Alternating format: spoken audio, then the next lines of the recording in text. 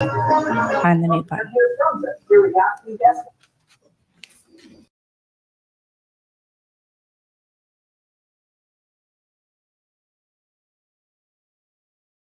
Thank you. All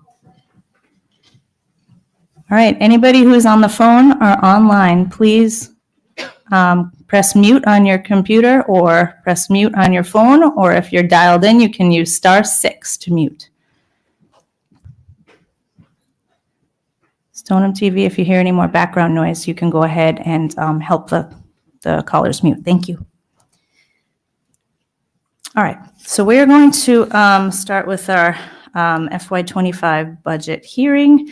I believe first the superintendent would like to give an update on the budget, and then I'll go over the rules and the procedures for how this will work tonight. Thanks. Okay, thank you. Good evening. Thank you for coming out tonight. Especially, I see students back there. I'm very happy to see students getting involved with the civic process. So I want to first acknowledge and thank you for being here. Also the parents, caregivers, thank you for being here. Over the last several months, we've been working on the budget. This process started officially in December, but the work toward our FY25 budget started in October.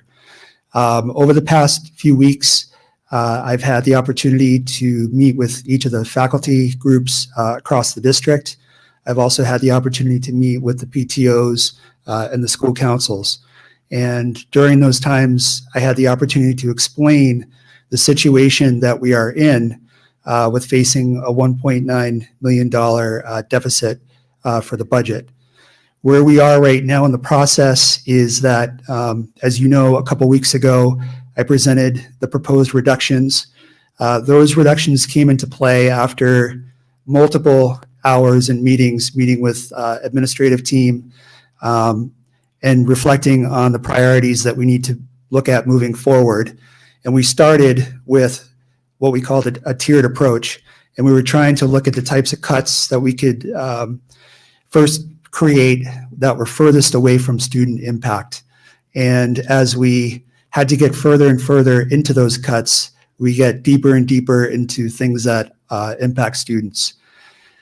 This is not an easy process by any means. And I want to repeat what I said a couple weeks ago, that none of the positions that are on the reduction list, that is not a reflection of any of those people in those roles. Unfortunately, it's my job to make sure that we are operating, well, unfortunately, it's going to impact some folks in terms of their livelihoods. And it's ultimately going to mean reductions, layoffs. When we went through it at the end, we summarized that we have just over 30 FTEs, that's full-time equivalencies. And essentially, what we do when we budget, a full-time person is a 1.0, 4 days a week is 0.8, 3 days a week is 0.6, and so on. So those FTEs reflect positions. And when we looked at the potential of moving things around, where teachers that might have might be retiring or might be transferring to other positions or might have multiple licenses, what we're trying to do is reduce as many layoffs as possible. And we think we're at a point where we would have about 14 actual people being laid off from their positions. Ultimately, all parts of the budget are impacted here. We looked at everything from curriculum, and this is the area that we first started looking at. We started looking at extracurricular athletics. Then we started getting into programming, actual curriculum materials and purchases, technology purchases, and looking at delaying those. And then finally, the heavy cuts and the most impactful cuts are when you get into personnel. Our operating budget is over 80% personnel. That's where the heavy costs are. So tonight, I'm looking forward, and as is the school committee, to hear your input, because none of these decisions are finalized yet. Tonight's an opportunity to hear from all of you, and I have been hearing from many of you over the last couple of weeks, which I have greatly appreciated. Some of you have shared many personal stories. about how some of these cuts are going to impact you. I've heard from many alumni, which has been amazing, that folks who have graduated 10 years ago, 15 years ago, are reaching out and saying, hey, I was in that program and this is what it meant to me. So, as much as we are talking about these cuts on paper, but really we need to all be thinking about how this impacts our students and our faculty. Our faculty is one of the hardest working groups of people that I've ever worked with, and I've worked in many different school districts. I am always amazed by the number of people who are citizens that graduate and then come back to work for the district. And then you pass on that tradition to students. And how many students we have now that, how many teachers we have now that were students, and it just becomes a cycle. So there are a lot of folks that this deeply impacts, not only on a professional level, but on a personal level. So I do want to also acknowledge and thank the select board. For those of you who do not know, they voted to approve a $250,000 allocation in ARPA funds to the school district, and specifically for one-time purchases. They are allowed, in terms of the ARPA funds, you can use those for one-time purchases, but you can't use them for salaries for a couple of different reasons. One, it's the way that ARPA regulations are set up. And two, it's just not a good, it's not a smart way to run a budget, because all you're doing is kicking the can down the road, and then you have the fiscal cliff in the following year. So with the $250,000 that was allocated, I was able to put that toward the technology budget and move $250,000 in order to be able to fund other positions. The things that we're trying to prioritize are class sizes. So as you all know, we are a growing community. There are 900 new units coming online in the next 18 to 36 months. That is going to require a great deal of investment on the part of this town. And over the past several years, we have been right up on the edge on our operating budget. Last year, I was sitting around this 12 months ago. Governor Healy had a 90-day extension on being able to release her state budget. And right before that, I thought we were going to be having this conversation a year ago. I was prepared to have that conversation a year ago. And then we found out that $1.5 million was coming to us through the Student Opportunity Act. And we were able to defray those costs. This year, we do not have that kind of an investment, additional investment from the state. And what we do have is a 3% commitment from the town. And 3% of our operating budget represents just over $1 million. And that's not gonna help us. And that's why we're in the position that we're in. So tonight, I'm gonna open it up to folks. I should turn it over to the chair to open it up to folks so that we can hear your suggestions, comments, and questions. Thank you.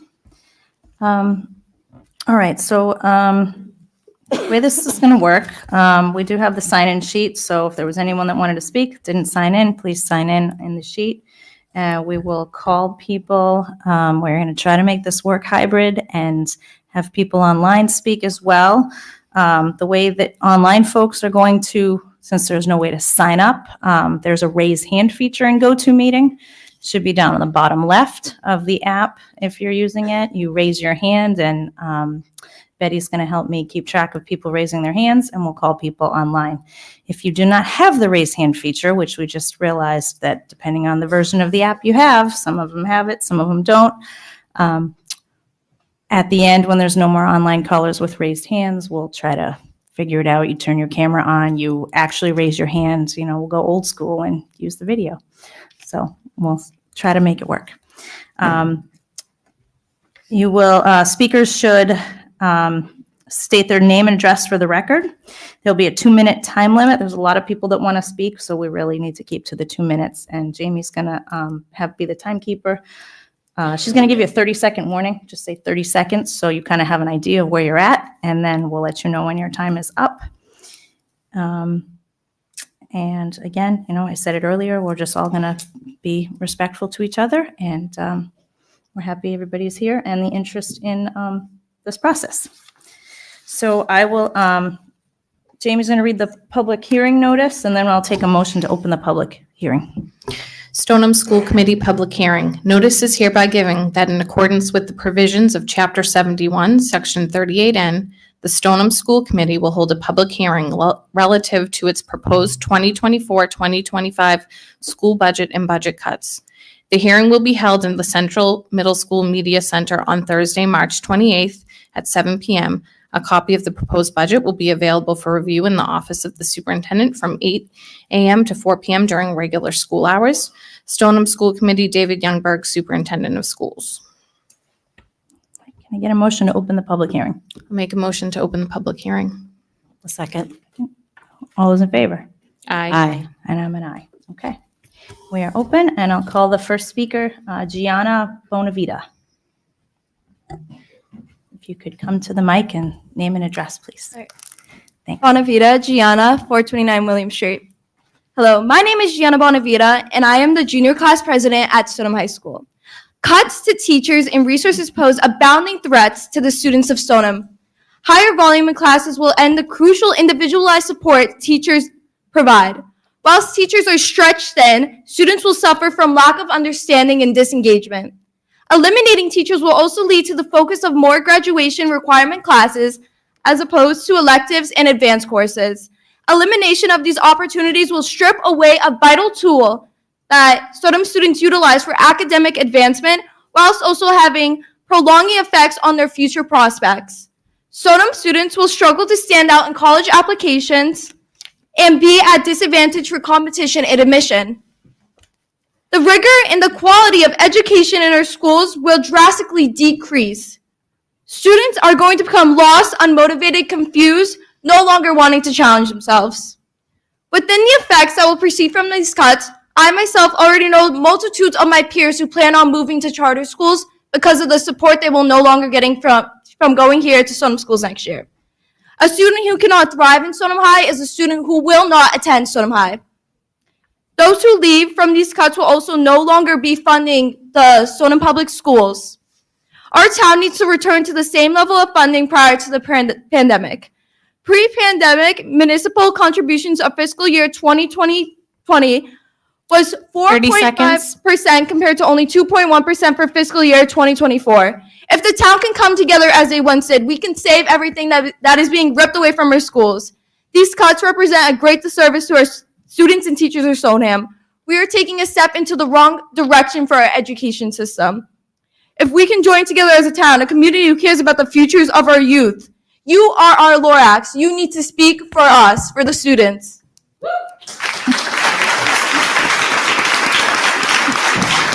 Thank you. All right, this will go faster if we don't clap. I know. She was great. All right, I'm going to make a comment about the student because students' participation is awesome. But let's just try to move through it. Online first. Do we have anybody online? Yes, we do. Someone online, Kyla Malati, if you'd like to unmute yourself, state your name and address. Hi, this is Kyla Malati at 12 Lawndale Road in Stoneham. I'm speaking as the co-chair of the Special Education Parent Advisory Council, or CPAC, to share concerns about the proposed budget cuts and the effects on special education.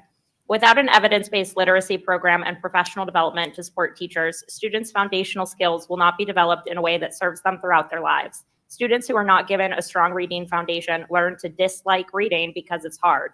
This impacts the rest of their academic career and has long-lasting effects throughout their lives. Additionally, the lack of tiered intervention support prevents students from receiving assistance that could help close the achievement gap before the student needs an IEP. Without these interventions, parents have no other recourse than to refer their child for a special education evaluation, taking up the already limited and valuable time of our special education providers. Several parents have also shared recent concerns that they feel their student was found ineligible for IEP services due to budget issues. There's not enough money to pay the amount of staff required to meet the needs of all the students in the district. Cutting ESP positions, both in kindergarten and through the restructuring of special education at Robin Hood, will have far-reaching negative effects. Each kindergarten class at Robin Hood, for example, has 20 or more students. Without classroom support, asking one teacher to effectively teach 20 or more young children, many of whom are experiencing school for the first time, will lead to increased teacher burnout and attrition. 30 seconds. The lack of a strong kindergarten foundation will be felt throughout each grade and could lead to an increase in students requiring special education services. The proposed nursing cuts are concerning for medically fragile students and students with health concerns who will have to miss more class time and valuable instruction. The transition specialist at the high school is vitally important for helping teens and families figure out the next steps after high school. The CPAC is very concerned about special education next year and urges the district to find the resources to provide a high-quality, Time's up, equitable Kyla. education for all students. Thank you. Thank you. We have Michelle Perry.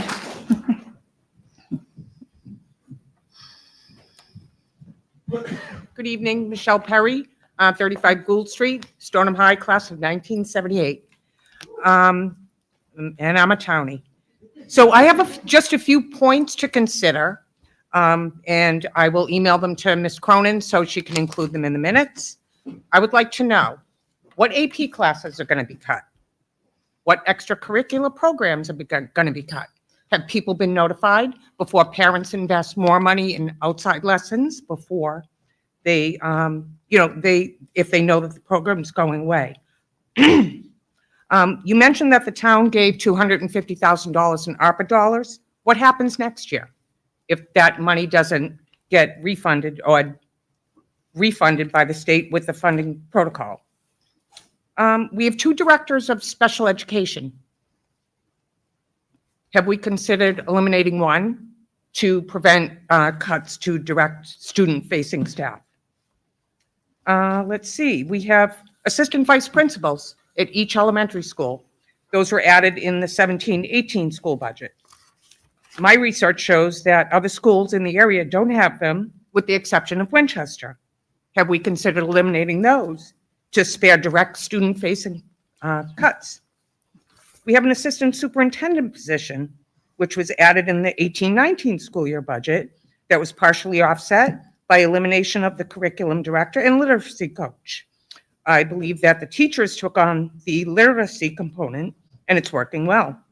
Have we considered eliminating the assistant superintendent, excuse me, to spare direct student-facing cuts? And just for 30 math seconds.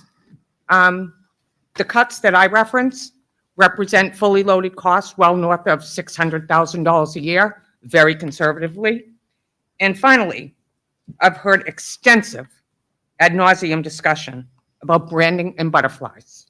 If we continue to slash teachers, programs, and services, I think we should add "I am mediocre" to the list of affirmations at the new high school. Thank you. Do we have anyone online? Yes, online, Kelsey Montgomery, if you can unmute yourself and make your statement. And actually, just a quick clarification, I should have said at the beginning, if people do have like just one specific question you would like to ask, we can do that. But we're not going to do like 2-minute statement and questions. Like if you just have like a question you'd like to ask, about the budget, that's fine. You can come up and ask a question. Thank you. Go ahead, Kelsey. Thanks. Kelsey Montgomery, 18 Winthrop Street. Thank you. You can hear me okay? Yep. Great. I have, I'm on 18 Winthrop Street and I have 2 daughters at South Elementary School. I just wanted to draw attention quickly to the proposed STEM cuts to the elementary school. The proposal on the budget cuts said that the focus, or sort of the way in which cuts were proposed, was to be looking at the further away you could get from student impact. But the proposed STEM cut would cut STEM education by 50% for every single elementary school student in the Stoneham school districts, from 2 hours, which is already far too little science education for elementary school students to 1 hour per week. According to research funded by the National Science Foundation, the future of our nation depends on a scientifically literate public. That begins in elementary school. Scientific literacy is a development process that takes years of concerted effort. So I ask you to rethink that cut. Thank you. Thank you. Sahil Rana.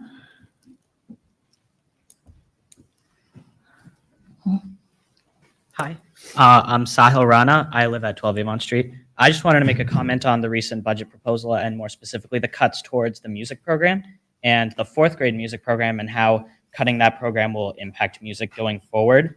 I've been in the music program in Stoneham since the fourth grade, and in my experience, the fourth grade music program was very important in my ability to develop and perform successfully as a musician. The one-on-one time I had with my instructor who was specialized in my instrument allowed me to stay more engaged with it, as well as develop skills that otherwise would have been challenging to achieve in a group setting. Additionally, being able to perform in an ensemble at such a young age helps support musicianship that's best instituted at the beginning of the instrument learning process. Under the new proposal, it would be incredibly difficult for the middle school band to gain traction, as well as access well-established musicians moving forward. This will additionally trickle up to the high school music ensembles as engagement and interest falls early on, impacting the instruments going forward. Personally, having the opportunity to take up drumming in the fourth grade supported my ability to enjoy middle school band, as I joined with a year's worth of experience, allowing me to play music that I actually enjoyed instead of just playing quarter note rock over and over again.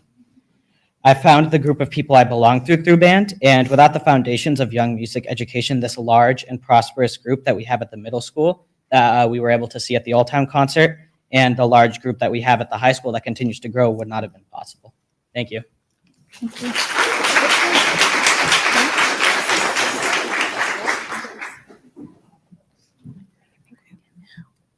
Is there anyone online who would like to make a comment? If so, please raise your hand. Right now, I do not see any hands raised.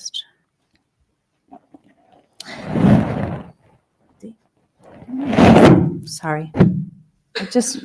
We can respond to these. So I thought, maybe the fourth grade music is one that we maybe want to say a little something about. It's not just about the budget, that particular. Do you want to just speak a little bit about the schedule being an issue with that one too? Yes. So the way that fourth grade band currently works, our instrumental lessons, is that our fourth graders receive instruction once per week. And we have a wonderful teacher, Mr. Peter Delmonico, who's literally shuffling across the district to three different elementary schools to ensure that those lessons are able to be implemented. One of the challenges with that is that when you're learning a new instrument, you need to be taught by the instrument that you're learning. So you can't just pull everybody together and expect that they're going to be able to learn all together. So you have to have the drums with the drums. You have to have the saxophones with the saxophones. They have to be separated. So we had already been in discussion about restructuring that to the middle school level for a couple different reasons. One, so that less time will be spent going between schools for our instructor. More time will be on task with our students, and it would actually work better with the middle school schedule, because what happens now is students, when they're pulled out for instruments, they're missing a core content. So that's sort of what led to that rationale, the decision to moving it to the middle school level. So on paper, it's a 0.5 reduction of music at the elementary level. And we basically move that 0.5 to the middle school for the instruments. Now switch gears to middle school, where there are currently 3 music teachers that we're going to have essentially, we have a retirement coming up, and then the proposal is to reduce a half position. So that will leave 1.5 music teachers. So that's where we are with regard to music. Would you like me to comment on any of the others, or I just want to make sure folks have a chance to? Yeah. We have something. Can you clarify the SPED directors? Oh, yes. Special education directors, many of you know this, but a lot of you may not, that we have two directors that are sharing one job. So they're each part-time. So it's not two full-time positions. It's part-time positions. We experienced a situation as a result of a late retirement that happened about a year ago in April, and we had an unsuccessful search process. We were not able to solicit interest in our pool of applicants. So we were very grateful to have two experienced special education directors who are now leading our district, but they are also coaching up all of our special education coordinators who are all new this year. We had turnover, all six of them turned over. So our experienced special education directors are coaching them up and working with our special education department. But it's just one, it's like one salary. It's two people sharing one salary. We're not double paying. It's Maisie O'Brien.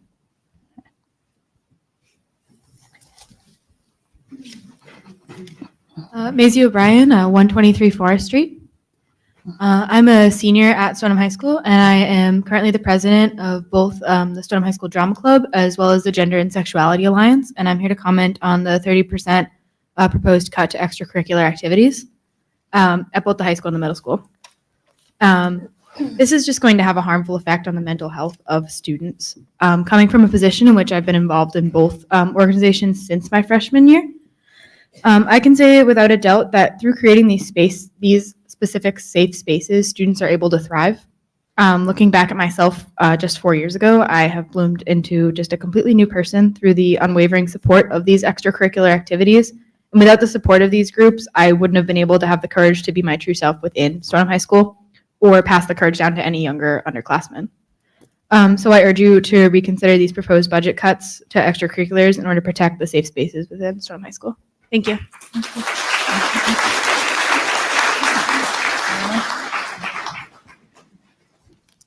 All right, we don't see anyone with raised hands, so if there's anyone online that wants to speak, turn your camera on and wave at us. I'll wait a couple of seconds.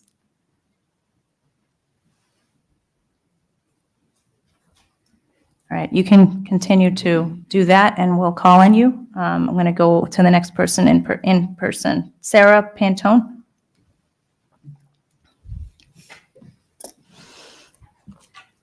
Sarah Pontoni, 10 Summer Street. Good evening. My name is Sarah Pontoni. I'm 17 years old and currently a junior at Stoneham High School. I'm here tonight to discuss your proposed budget cuts toward the music department. I've been passionate about music not only through the school system, but as a whole since I was about 8 years old. And since then, I've realized that I am the best version of myself when I'm playing guitar, writing songs, or singing. I joined Mr. McShane's high school chorus my sophomore year, and to say I've fallen in love with the class itself and the sense of community that grows within it would be an understatement. Being given the opportunity to grow, not only as a student, but as a musician has been the best gift I could have ever asked for, and I'm terrified to think about the effects this proposed cut will have on this program that showed me who I am and what I want to do in this world.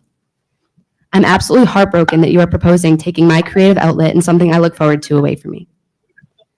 You proposed cutting the 4th grade ensemble and reducing a full-time middle school music teacher to part-time. This will be devastating to Stoneham's music department. Taking away the 4th grade instrument ensemble will result in no formal introduction to what music looks like at a higher level. This will cause the music department as a whole to see detrimental effects on its number of students going forward, but more specifically, the middle school and high school band will see all the progress that they have made towards growing interest in the program itself, creating an enriching curriculum, and most importantly, facilitating a space for students to express themselves through their passion deteriorated. Similarly, cutting a music teacher's position to part-time will result in a decrease in challenging and engaging material for students, as teachers will have less time to plan and research for their required curriculum. And without those key factors, 30 seconds. Even students with a deeply rooted passion towards music will end up losing interest. Securing funding for the arts has always been an issue, but as the department has developed and worked to overcome these obstacles, we've found ways to work with the small amount that we are given to make the most out of it. I beg of you to please consider the repercussions this decision will have on your music, teachers, students, and even the community. The people who are facing the repercussions of this have no say in what happens to them in their department. Please don't take away the one thing that brings so many people joy and brings us together as a community. Thank you.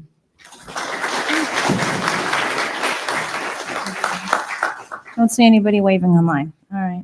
Alessandro Chiritello.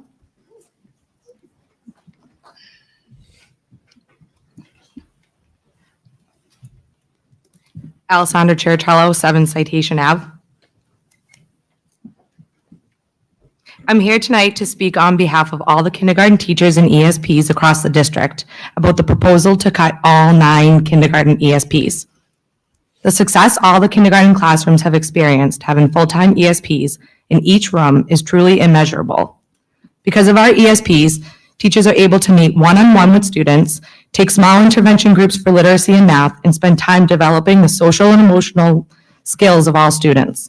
In addition, the ESPs in our classrooms support individual students' learning and behavioral needs while the teacher is giving instruction as well as in specials. Currently, most kindergarten classrooms have 30% of students on IEPs, 10% of students with either a 504 or social emotional needs, and many of our classrooms have English language learners. That is a potential percentage of up to 50% of our students with some type of high-level need. According to information presented to each school by the superintendent, there are currently 93 IEPs in preschool. If we divide that amongst the kindergarten rooms for the next 2 years, we will each begin the year with at least 5 IEPs per room. That amounts to 25% of each class. This does not include students coming from private preschools, new residents, or those who will come into our rooms without an IEP, but will be tested and added to those caseloads mid-year. This does not include English learners and students with social emotional needs. To make simple sense of these numbers, students are increasing from year to year. Student needs are increasing from year to year, yet we are looking to decrease the direct student support. 30 seconds. More than half of our classrooms have multiple students who elope daily and often multiple times per day. Without ESPs in our classrooms, who will stay with the other 22 students? Who will follow the in-crisis eloping student? Our students are only 5 and 6. For some, this is their first exposure to a school setting. They are scared to enter school, have bathroom accidents, need help or supervision with basic life skills. They need help navigating the building, support in new social situations, and continuous reminders and reinforcement to support daily tasks. Kindergarten ESPs are able to support these needs without impacting instruction. I'm almost done. Okay. All right. I'll give you a little bit. Our ESPs are the most consistent caretakers for our students in the school. Unlike classroom teachers, kindergarten ESPs are with the students throughout their entire day. This includes their lunch, recess, and specials. These are times when the kindergartners need the most support to help with transitions, less structured settings, and less familiar environments. The safety, reassurance, and consistency this offers our kids is the epitome of supporting their social emotional well-being. To the parents of upcoming kindergartners, these cuts will matter and your children will be impacted. If this doesn't outline the importance of these 9 ESP positions, I invite each of you into our kindergarten classrooms. Take a look at what it's like to be the sole adult in a room with 22 5 and 6-year-olds and see for yourself what you are capable of accomplishing in a day. Thank you.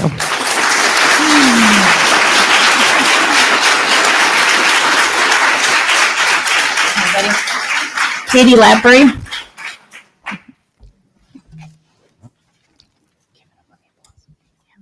Good evening. My name is Katie Lappery, 7 Alden Ave. I am the nurse at Colonial Park School for the last 16 years and the current district lead nurse. On the list of proposed budget cuts is a full-time nurse position. This means that both the high school and the middle school will be with only 1 nurse for half of each school day. With the healthcare needs and the number of students steadily increasing, and with the addition of the new pre-K program at the high school, the reduction of this position is cause for concern. The nurse-to-student ratios recommended by the DPH are the ratios set for regular ed students. It does not take into consideration the number of students that the district has who have special health care needs. It is evident that we are on the cusp of compliance going into the 25 school year at both schools. In addition, this ratio does not take into consideration the health concerns of the pre-K and the likelihood of the addition of new students. The nurses at the Central Middle School currently care for 708 students and are typically face-to-face with 60 to 90 students a day. The healthcare acuity level at the middle school is extremely high. This is evident by the number of students with significant healthcare needs requiring multiple daily interventions. It was strongly advocated for by the previous administration to have 2 full-time nurses. Since that time, the number of daily visits has increased significantly and the healthcare needs have become much more complex. We are a small group of 7 nurses. We work 30 together seconds. to assure each school is covered on a daily basis. In addition to student care, it will also have significant impact on the already challenging process of staffing field trips, covering offices for mandated screenings, I'm sorry, I don't mean to get emotional, classroom health lessons, and the attendance of 504 IEP and healthcare meetings. We are health professionals in an educator's world. We often find that our positions are not always understood or valued. The importance of the work that we do, as well as the difficulty, is often underestimated. It is due to the care that we give our students, both physically and mentally, that they are able to attend school. The health and safety of our students is our #1 priority. Stoneham cannot afford to make a cut that would compromise this. We are advocating that the cut of this position be reconsidered so that the nurses can continue to provide the students and staff with the safe and optimal care that they deserve.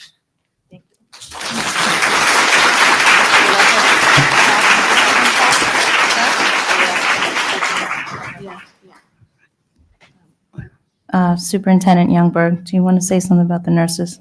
So there's something we've been Yes, looking at so- again. Yes, so I do. I also want to acknowledge that I've met with the nurse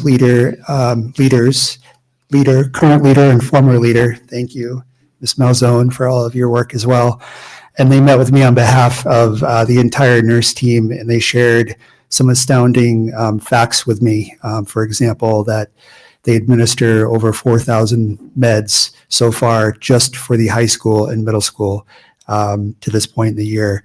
They also shared with me in both the middle and high school that there are about 100 students who are dealing with mental health needs that tend to be regulars.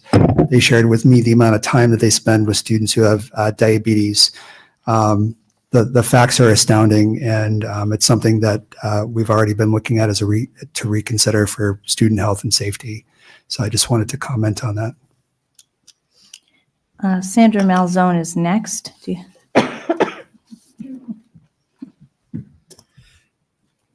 My name is Sandra Malzone, 3 Gerald Road, and I'm one of the high school nurses. I've worked for Stoneham Schools for the past 12 years at all grade levels. Currently, the 2 high school nurses care for 585 students. We see on average 60 students per day. Next year, there'll be additional 100 pre-K students located in different area of the building. It is being proposed to decrease the high school nursing staff to 1.5 nurses. Also, it is important to note that the pre-K health office will not be staffed with its own dedicated nurse. I toured the new high school building a few weeks ago. To reach the pre-K health office from the high school health office would require you to go down the hall, scan yourself into a locked pre-K wing, and go down another hall to reach that office. What we know about pre-K is that a nurse is frequently called to those classrooms when a student is in crisis, and the staff is unsure if it's medical in nature. That requires a period of time to observe and communicate with staff and parents. On those days or times when there would be only 1 nurse working in the high school health office, how would it be possible to leave that office to attend to another entirely different age group with a completely different set of needs in a separate locked wing of the building? What will happen if a high school student is having a low blood sugar, asthma attack, episode of fainting, or allergic reaction in the high school health office, and there is a pre-K student having a low blood sugar, asthma attack, or allergic reaction in the pre-K health office at the same time? 1 nurse cannot be in 2 places at once. We are the only medical staff in the entire building who can make a health assessment and treat appropriately. Every other new preschool position was listed as a must-have in the 2025 budget, including a preschool director, a preschool special educator coordinator, a preschool secretary, and a preschool custodian, but no nurse. There is a preschool health office, but no nurse to staff it. How logical is it to reduce nursing staff at the high school while adding a pre-K with 100 students? We are talking about the health and safety of our students. If we don't meet those basic needs first, effective learning will not happen.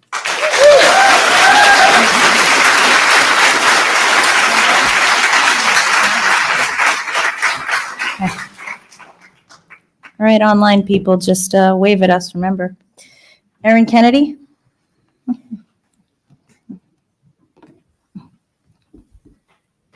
I am back, Erin Kennedy, 2 Congress Street, class of 1994. I have class of 2029, 2031 in the school system. That translates to 5th and 7th grade.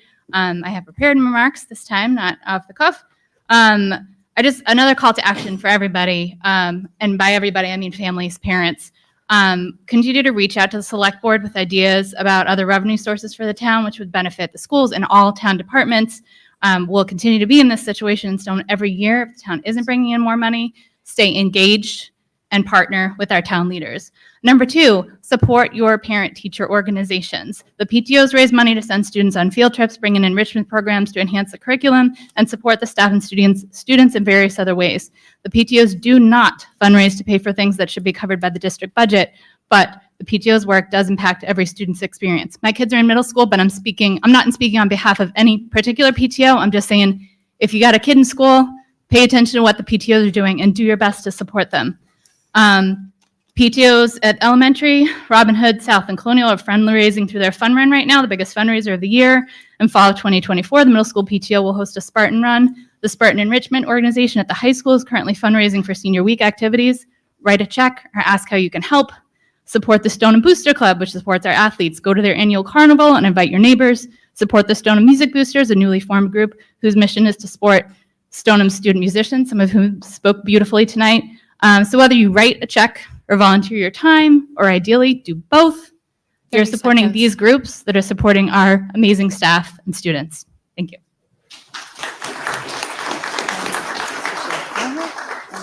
Somebody crossed it out. I have Maureen Souza on here, but it's crossed. Wait, it's crossed out? Okay. Okay, that's fine. I just didn't, in case, I don't know if you crossed it out or someone else crossed it out. I didn't want to skip you. Maureen Souza, 25 Broadway. I just want to let you know I've worked in the school since 1999. I'm currently at ESP here at the middle school. We are very short-staffed on ESPs. It's hard to fill the positions. We have a lot of building subs and stuff like that here, and it would be more worth it if we had more ESPs. So I think cutting ESPs positions is not a good idea. I have Elena Bell and Guinevere Bolger.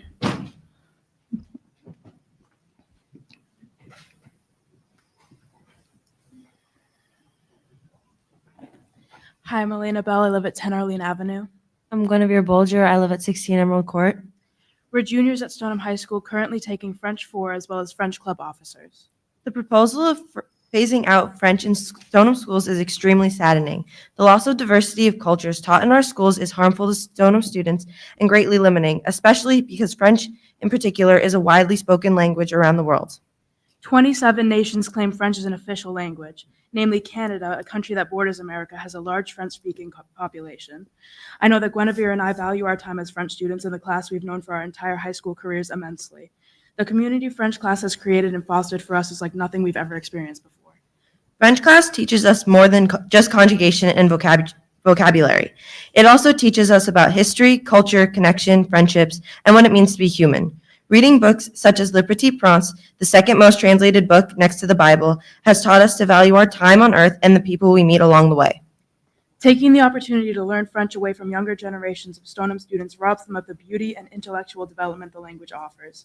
Personally, I've met some of my closest friends in French class and learned the most out of any class how to be a responsible and open-minded person when it comes to exploring cultures outside of my own. This class has always acted as a comfort to us since it's reliable and contains the same friendly faces every year amidst the stress and change we face constantly. We have made lasting friendships and met people we can trust through time spent learning French. Taking away this opportunity from the younger generations of Stoneham students rids them of the chance to make new friends and find new people to trust within the schools. I also understand that you are trying to bring more students into the public schools, and taking away an entire language certainly will not help. I have French neighbors who are definitely not going to look into putting their children into a school system that disregards their language and culture. Taking French makes me a better neighbor and citizen. Taking this language away isolates future students from a large part of the world that they live in. We appreciate your consideration of our concerns, and we hope you understand the weight of this decision. Thank you.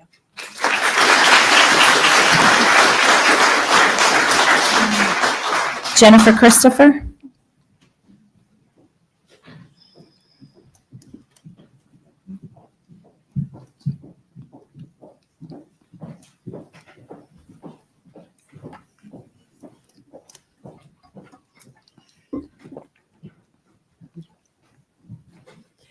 Good evening, I'm Jennifer Christopher, and to Arnold Road. I am here to read a statement on behalf of the World Language Department.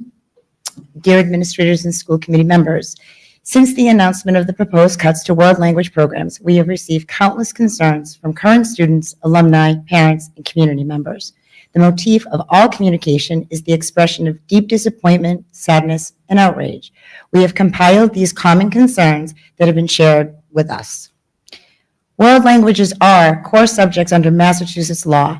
The newly updated DESE World Language Frameworks highlight the importance of lifelong learning, respect of other cultures, global citizenship, and the rich, unique experiences provided to students taking a world language. Limiting language choices for our students and increasing class sizes not only restricts language opportunities, but it sends a message that our community does not value this important field of study and fails to align with state standards. The Stoneham High School mission statement affirms the need to, quote, establish a community of informed and engaged world citizens, end quote. Cutting world language programming violates our mission statement. Stoneham students will be at a disadvantage when compared to peers from surrounding districts which offer more than 2 language choices. The proposed cuts do not ensure equity for our students in terms of college applications, career opportunities, and beyond. Many students have limited access to museums, theater, film, diverse cuisine, and travel. World language programs provide that access with rich and engaging activities that otherwise may not be accessible for them. The proposed cuts will increase class sizes. This will cut down on the amount of time students can interact with teacher one-to-one, impacting the individualized attention and support that our students need and deserve to succeed. We must show our students that we seek to build a rich and robust program that embraces globalization by funding our schools appropriately so that our students do not have to sacrifice their education. Thank you. Marcy Delicio. Hi, Marcy Delicio, 40 Elm Street. The sentiment from the last school committee meeting that cuts to our funding were not as bad as anticipated resonated in the heads of every educator. I'm sure that making decisions on what, or more importantly, who is cut from a budget is a very complicated and very stressful job. But we're here today to emphasize that every position cut has a detrimental impact on the day-to-day lives of our staff and our students. These are not merely positions on paper. They are people who are dedicating their lives to ensure our students are prepared to enter the world upon graduation. These are members of our community who have lasting influences on our students they encounter. I'm certain that in your eyes, the district could have lost a lot more than it did from your perspective. But to the people holding up the infrastructure of our educational system, the loss is enormous and it's distressing. We lost an ESP who supports one of our most vulnerable students. He is dedicated, passionate, and determined to do his best. He shows up each day with energy and enthusiasm, no matter what the previous day has thrown at him, and he has willingly taken training within the district to be a stronger asset to our schools. He has the skills to make a difference for our students and offers empathy and understanding that is not something that comes naturally with every new hire to our STRIDE department. We lost a transition specialist, we have a proposed loss to our transition specialist who visits our classroom weekly, offering support on how what we learn in our classes correlates to our outside lives. She's built strong relationships with our students and outside agencies, including Triangle, MRC, and DMH, to ensure students that have a path to follow upon exiting the Stoneham school system. Special educators have witnessed Carly, our transition specialist, put countless hours into the services she provides to make sure students are confident and ready to be productive members of society. The loss of these two integral positions within our secondary special education department will without a doubt have a ripple effect on the entire special education population. In removing this ESP and transition specialist positions, the program loses primary support for their vulnerable students, putting them at a huge disadvantage and jeopardizing their post-graduation success. We in SHS Stride urge you to rethink your decision to cut primarily student-facing positions and fight Time's with up, us but for I'll the let you funding finish we if you're need almost done. in order to maintain the valuable staff that ensures our students' success. Thank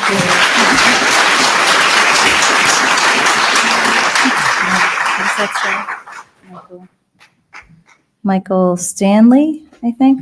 Let's see. Franklin Street? Okay, sorry.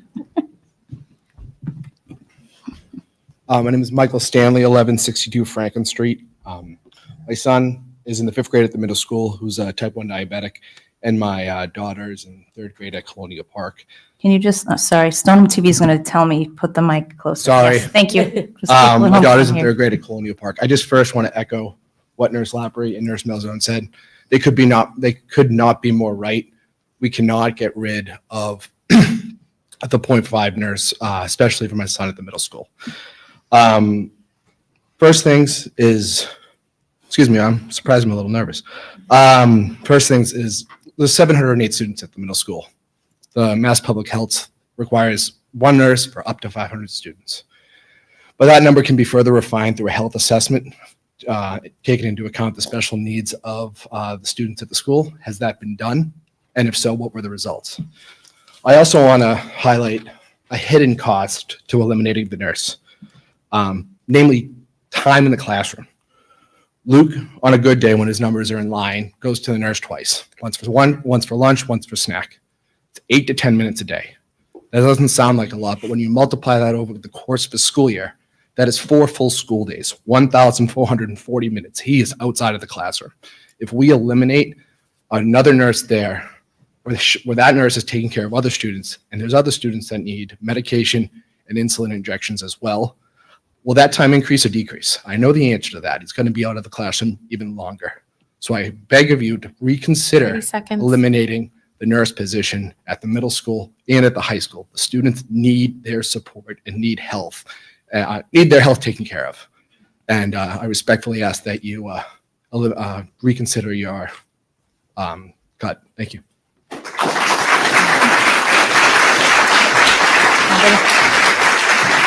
Mary McNamara.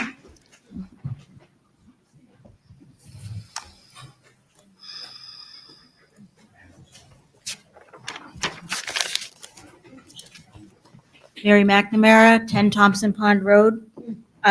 Resident for 36 years, more than half my life.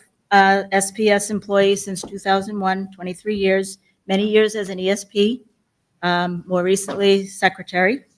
2 children went through SPS K-12.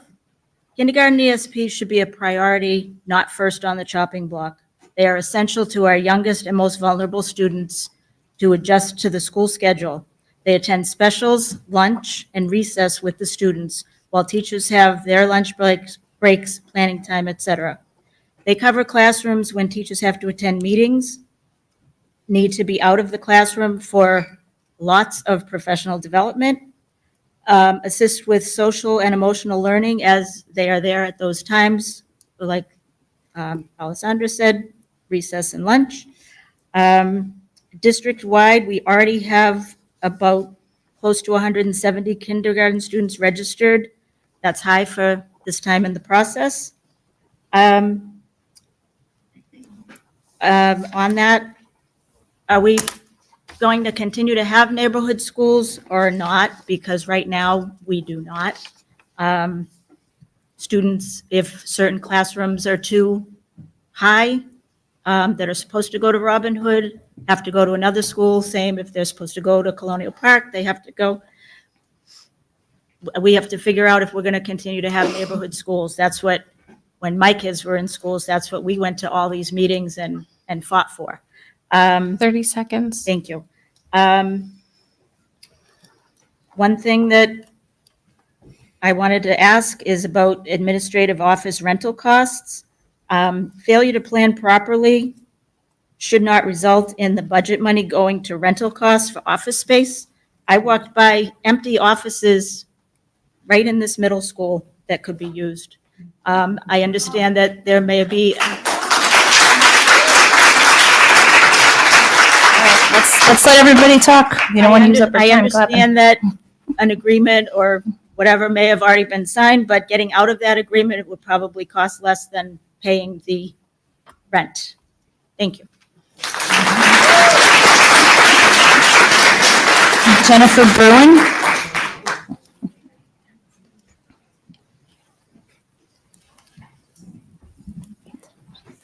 Hi, my name is Jennifer Bruin, 155 Marble Street. I'm a parent of a 10th grader at Stoneham High School, and I am a teacher at the South School. I sit on both sides of the fence. This completely affects my life. But I have to advocate for my daughter first. And then I have to advocate for the 24 third graders in my classroom. My disappointment in the list of cuts comes from a place of disbelief in that the pledge was made to make cuts with the least impactful to direct instruction in the classroom, and yet we are letting 5 teachers at the high school go. We are letting the kindergarten ESPs go. We are reducing science and STEM at the elementary school. We are cutting an unfilled position in ELL at South School. Side note, at South School, we have had over 15 students enroll since January 2nd. Most of those students are English language learners. Many of those students do not speak English. Furthermore, I'm disappointed at the lack of creativity in the proposed cuts. Until last school year, we had shared special education coordinators between our schools. We now employ 6 and are adding a 7th for the preschool in the 30 fall. seconds. These positions are budgeted for $93,000 a year. I have been a teacher in Stoneham for 26 years. I don't make $93,000, and I don't mention that because we're not paid well. I mention that because the poor people, those poor 4-5 teachers, do not make $93,000. What we could do by restructuring is immense. We don't have the luxury to have coordinators at every school. I'm curious what data you're using that shows that our programming in special education has become richer, that we have saved money in special education because we have these coordinators. Where is the data that proves we need all of these positions? In my 2 minutes, I'm not able to go into detail of the implications of cutting teachers. I could tell you at South stories, but I'm not going to do that. I can't describe, I understand, and I'm going to finish. I can't describe the disappointment that my daughter will have if certain courses are not available to her. So instead, I encourage you, the school committee, to come into our schools, to see what life is like in our schools. I encourage the administration to come in more regularly, to see the needs of the children in front of us, and then decide on the cuts.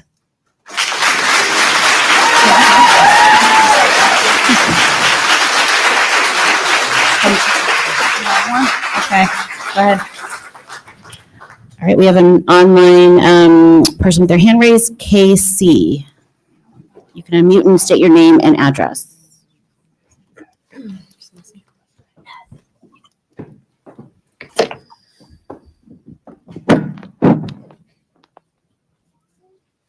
Are you there online, KC? If I'm you'd like to actually speak. raising my hand for Ashley Peter. She's raising for Okay. Ashley Fiedler. Okay. Is Ashley there? Hi. Hold on one second. I'm just having trouble with the camera. Kristen raised her hand because it wasn't working for me. Can you hear me? Yep, we can hear you. We can see you. Okay, go ahead, Ashley. Can you hear me? Go Yes. ahead. Oh, okay. I'm sorry. So, is it possible to ask a question? You said earlier that we could maybe ask a question. Yep, go ahead. Is that possible? Yeah, you can ask a question. So actually, it's two questions. Primarily for the superintendent. One, how many hours, like throughout this process, has been spent inside of some of these really impacted classrooms, like the kindergarten, the RISE classrooms, the nurse's office, you know, spent with some of the positions that are going to be cut? And then the other question was, what else is being done to seek additional funding? And if nothing is being done, why? Why is that? Because I think like we could go all night long talking about how important French is or sports or whatever. You know, they're all important. I don't think one's more important than the other. Like the issue is the money. So what else is being done? And if not anything, why? Those are my questions. Sure. Thank you. Yes, thank you, Ashley, for your question. The first one, how many hours have been spent by central office administration, myself? I rely upon my principals when we're making these decisions. They are the experts, the boots on the ground. They know the ins and outs of their buildings. They are in classrooms every day. They are in their offices every day. So when we're looking at how to make the reduction cuts, we're having long, hard, difficult discussions around these priorities. So to answer your question, I rely upon my principals to advise me on what's needed in their buildings, and obviously upon you all tonight with this opportunity to be heard. So that's how I would answer that. The second question about additional funding opportunities, we as a town really have a structural deficit in the way that we are able to generate revenue. And so it is a finite amount of funding. And so other than the ability to raise taxes beyond the 2.5%, the fact that this town already raised their taxes in order to fund the high school, that is a decision that needs to involve the citizens of this town to move forward. For funding opportunities I'm on the school committee, we are meeting weekly as a tri-chair, and then we also meet with the tri-boards. That's the finance and advisory, as well as the select board. And we're trying to identify additional funding opportunities. On the school side, we don't control the funds. We don't control the amount of money that is allotted to us. We make the requests and essentially need to balance our budget based on what we are given. Dave, can you, this might be a good time to touch upon the potential earmarks that we're going to be applying for Yes. with the state? Yeah, thank you. We are identifying funds that we are looking to receive, hopefully, from the state. We will be applying for what's called one-time earmarks. Those are funds that go directly through the requests go directly through Senator Lewis's office and Rep. Day's office. So we're looking at that. And we're also continuing to appeal to the Finance and Advisory and the Select Board on other local opportunities that are available. But a lot of those earmarks can only be used for one-time costs, things like curriculum, technology. We can't use them for salaries. The senator's office flat out said, you can't use this for salaries, don't even ask. So to put that stuff back in has got to come, our budget has to increase. We asked for $3 million more than we got. because we were hoping to be able to add stuff to this budget. And we had to cut the ads and then cut more, so. We are going to continue to work and try, but it definitely is a community effort, because if money comes from one place, it's coming out of somewhere else. So it has to be a discussion with all the boards, and I don't know if anyone has extra, but maybe at the end. I want to get to everybody that's signed up on the list.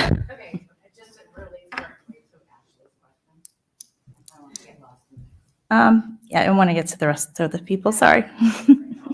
I'm going to go to Elise Wolf next. Promise at the end. My name is Elise Wolf, 8 Crystal Drive. I am a former public school educator, current educational consultant, and Colonial Park mom. First, my Stoneham preschooler is watching from home, so for him and any other students, I want to say hi and tell you that this is what teamwork looks like, only if there's action following tonight. There are lots of different thoughts and opinions in this room. We're here because we listen to each other and we talk about how to solve problems. So to Superintendent and the school committee, I hope tonight's efforts aren't futile. Second, I want to encourage parents and caregivers to educate themselves on the MTSS model by going to MTSS4success.org or other resources to learn more. So more specifically, I'm here to address my concern about the cut of all kindergarten ESPs. I'd like to read a portion of a letter expressing my concerns. We also have an online form for any community member to add their name in support of tonight's letter and the content. I'll be finishing that letter and those signatures and sending them to the school committee and the superintendent next week. Kindergarten is an amazing time for our children. They not only learn crucial foundational skills within language, math, and coordination, but they also work intensely on functional life skills, communication, social pragmatics, problem solving, expression, physical and emotional self-care. We know from countless studies that success later in life does not solely rely on academic knowledge, but on the environment our learners work in and their functional skills that start to develop with support in the early elementary grades. Longitudinal studies indicate that significant predictors of success for those with and without disabilities lie not only in goal setting, parent and teacher expectations, inclusion, and student support, but also in self-care, self-determination, and social skills, and I have an available citation. These skills are in the formative phases in kindergarten. I question how we can expect one teacher to provide appropriate support for 17 to 25 students working on these crucial skills. While lower class size is a logical and research-backed goal for Stoneham, one teacher simply cannot support this many students while the students work on individualized organizational skills, conflict resolution, toileting, and comfort and exposure with new tasks.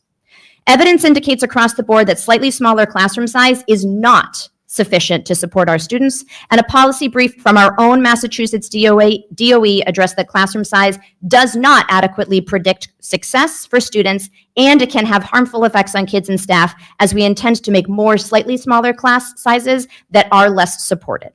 Lastly, it would be ignorant to ignore the financial risk involved in this proposal. While some students may be supported in sub-separate classrooms or have their own IEP mandated teacher supports, all will be significantly impacted by a reduced student-teacher ratio. The Massachusetts MTSS indicates that all students must be supported through Tier 1 interventions, which includes core instruction.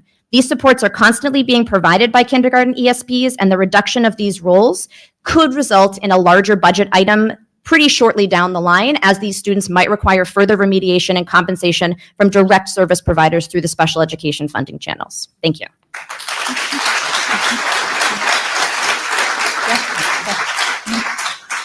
All right, online we have someone by the letter T. If T would like to speak, go ahead and unmute yourself. Okay, sorry. This is Name and Laura address. Sodergren.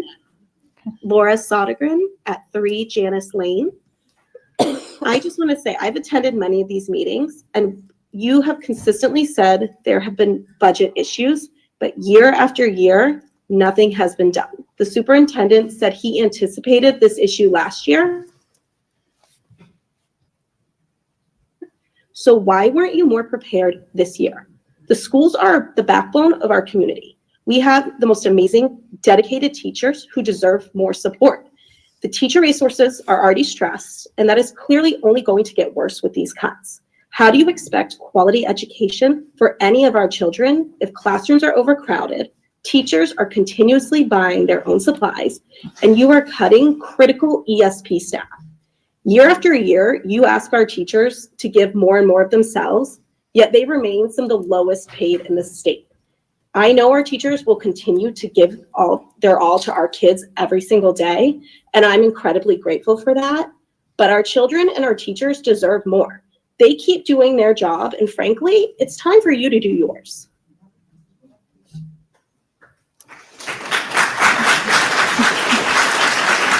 Martha Buckley.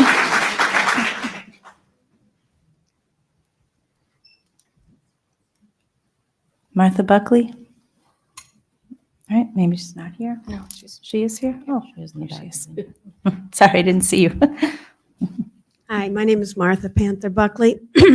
I have 3 Stoneham graduates, my kids, and 2 granddaughters now at Robin Hood.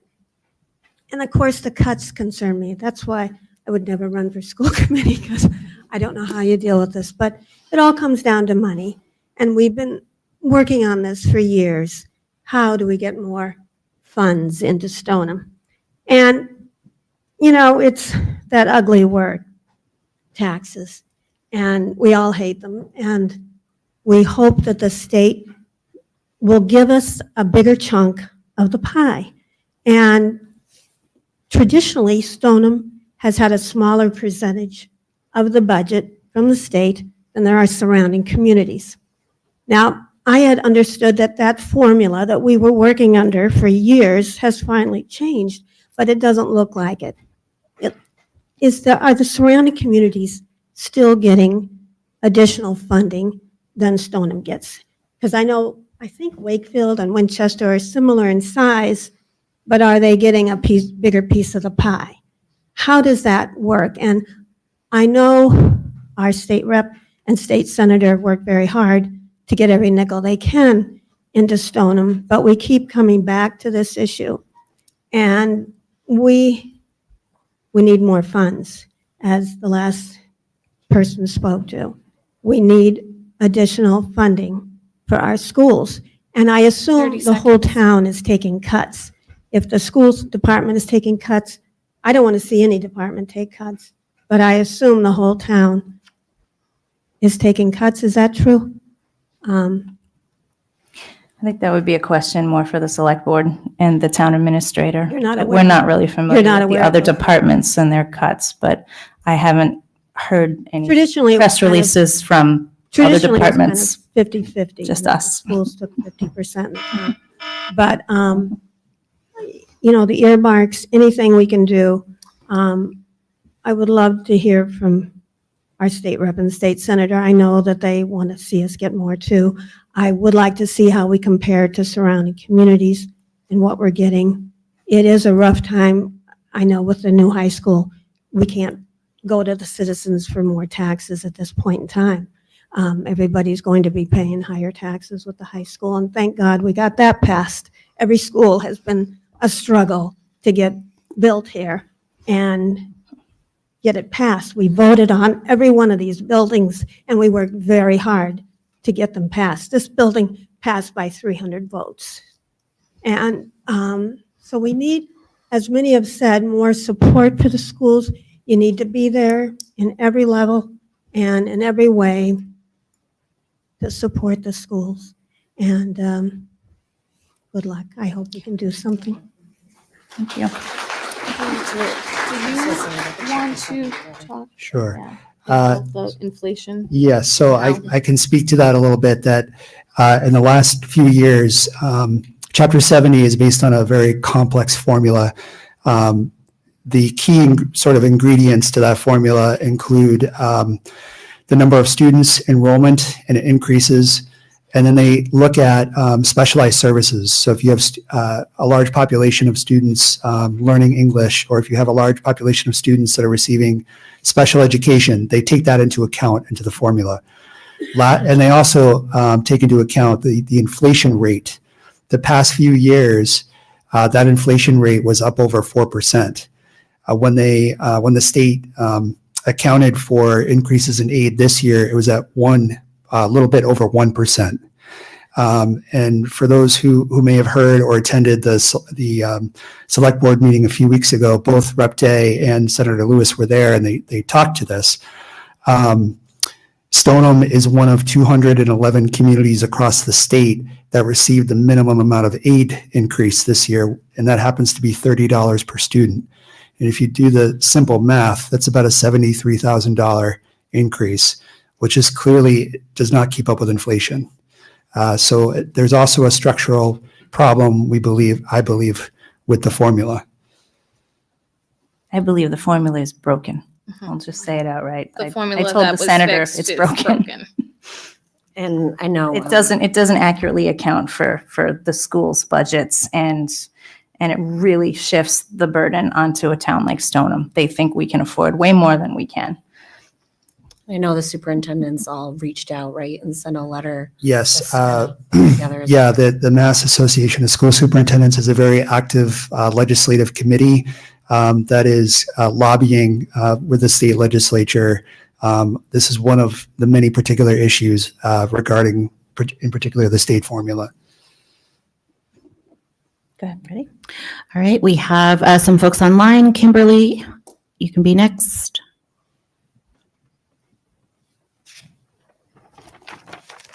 Hi, thank you. My name is Kimberly Bowler. I reside at 16 Citation Avenue, and I just have a question for the superintendent. I know these cuts are extremely difficult. I'm just wondering, out of the proposed cuts, what percentage belongs to roles that do not provide face-to-face direct support to students? Those who are in the classroom, if you will. I don't have it broken down that way. I have it broken down by building and by program, but I can get that data to you. Could you just speak kind of generally to it? Is it, 50% coming from like office and administrative positions? Like even just a ballpark figure of how much of this is our direct care staff as opposed to maybe leaders or administrators or people who are behind closed office doors? Just some idea? Yeah, it's definitely the majority. I would say at least 2/3. Even if it's not exact? Yes. Yeah. As a percentage, I would say about 66 or 67%. Okay, only because all the roles I've heard discussed tonight sound like they're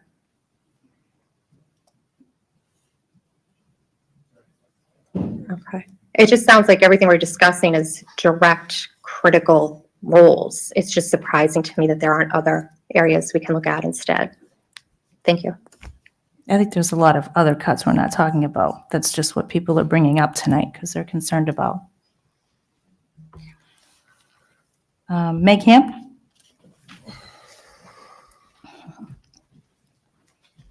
Hi, I'm Meg Hamp, 90 Oak Street.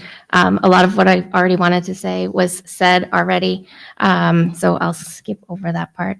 I do want to reiterate the nurses, because I'm a nurse myself, and on occasion I will substitute in the district.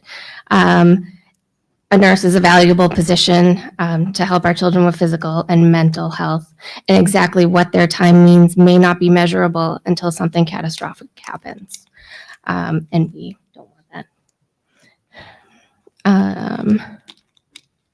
I want to point out that every single one of you as a committee member has a student that is in our school system.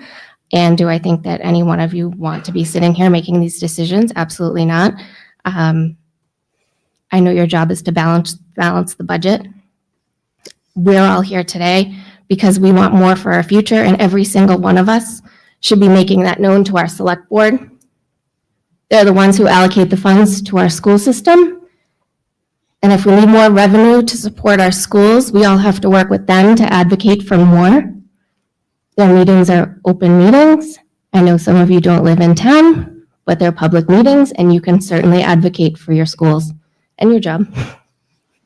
As a town, we must ask ourselves what the vision of a Stoneham graduate is as they matriculate through our system. Do they represent all that Stoneham has to offer? And how can we best serve them to be their best selves?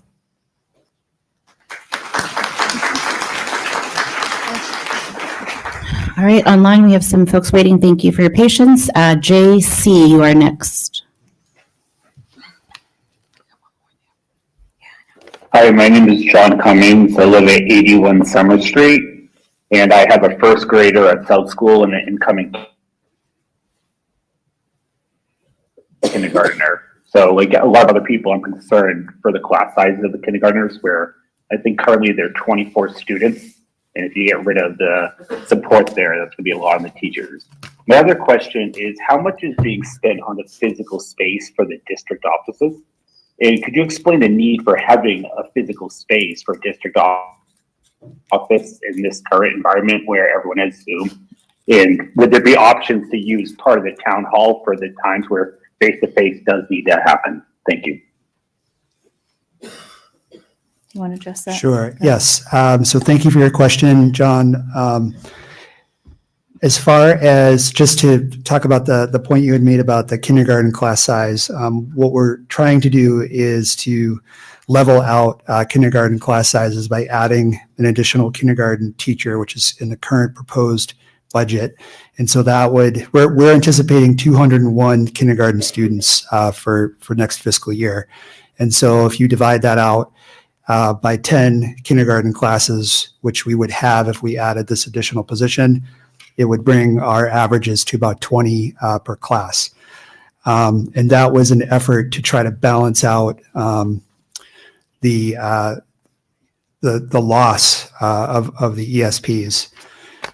With regard to your question around the district offices, what got us to this point actually started a while back with the decisions that had to be made among the school building committee, which is a totally different entity from the school committee.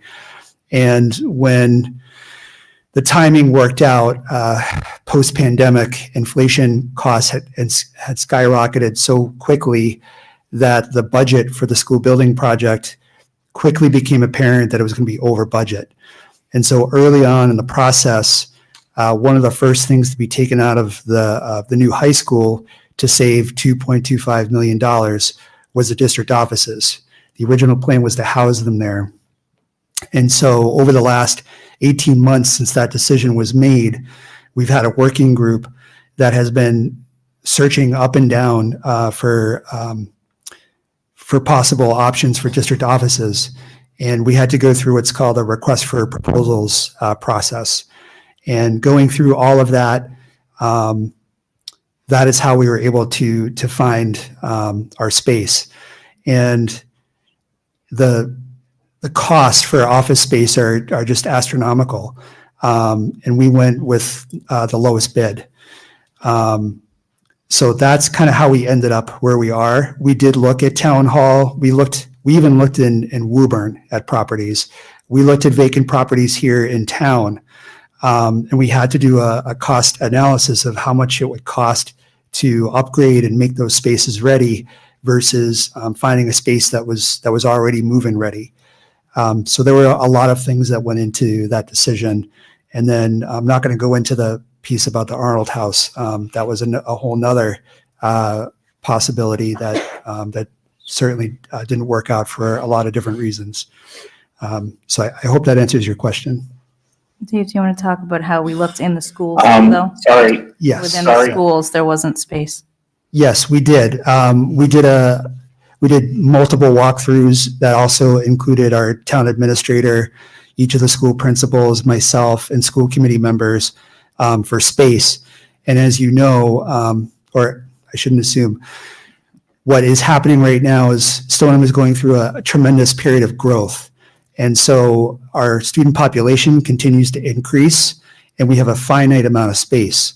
So we are already suffering with a lack of crowded, we have crowded spaces all across our schools. We have teachers that are literally using closets.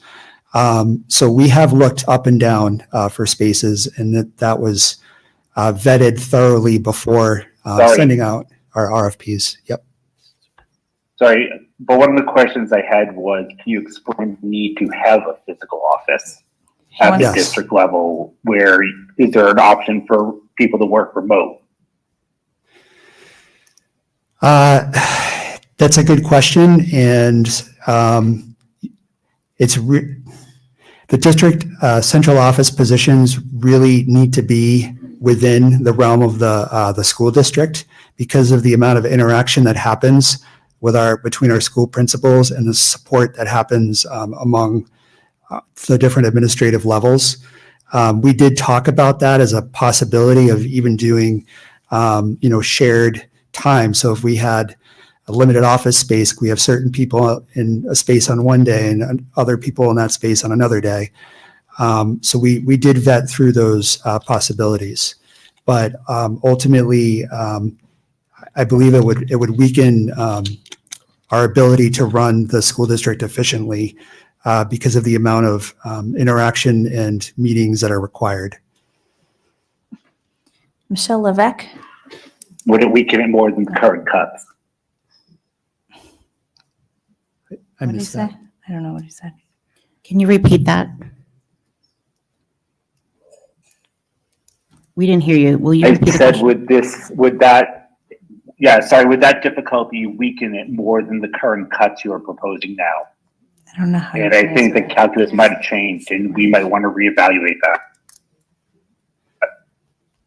Yeah, we did reevaluate actually as recently as a few weeks ago, and we had that discussion at a school committee meeting. Michelle Levesque?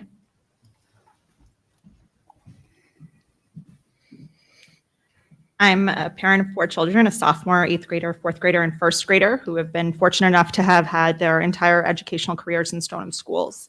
The educators we've encountered in the last 11 years have been amazing, talented, dedicated, and hardworking individuals who strive to make our kids' educational experiences engaging, fun, and meaningful. It's not surprising to me to see so many of these educators here tonight showing up on a Thursday evening. I also wanted to acknowledge the district leaders and school administrators for taking on the difficult task of looking at the schools and determining areas where potential cuts can be made, and to thank the school committee members who dedicate and volunteer your time to make decisions for the schools. I know that our current financial situation is not a situation that any member of our community wants to hear about, let alone have to make decisions about. We can all agree that cuts to our schools hurt everyone, and no matter what is proposed, not everyone will be happy. We're all here because we care about our schools, the education they provide, and the students that enter and exit the buildings every day. But as we know, if we don't have $1.9 million to spend, we cannot spend it. I know that every single item on the proposed cuts are valuable and important. Without any one of these items, something or someone loses out and the burden of the loss is placed on somebody else. Every single item on the proposed cuts affects a vast number of students and staff throughout every minute of every school day, and ultimately throughout their school year and in the years beyond. With a lack of ESPs in kindergarten classrooms, shared nursing and STEM positions, a lack of an evidence-based literacy program at the elementary level, higher class sizes and limited choices for core academic classes, less elective and extracurricular options at the high school, among the many other items being proposed, our students and staff will suffer. 30 seconds. I'd love to wave a magic wand and have a solution for the predicament that we're in, but I don't. But I'm here to urge the school community, the town boards, the school administration, and the entire community of Stoneham to let tonight not be the last night that these discussions take place. Our town is in dire need of revenue solutions that support all of our town departments, including the school department. The school committee needs to continue to form a subcommittee that can look at funding through grants, earmarks, revenue, and otherwise to ensure that we're not in this situation again. This reduction hurts. However, the fiscal situation is not going to prove if nothing is done. If another school budget deficit occurs next year, the damage to our programs and staffing will be even more devastating than what we're currently experiencing. We need all members of our community to remember what our schools, a product of the town of Stoneham, are all about, and we need to be advocates for quality education.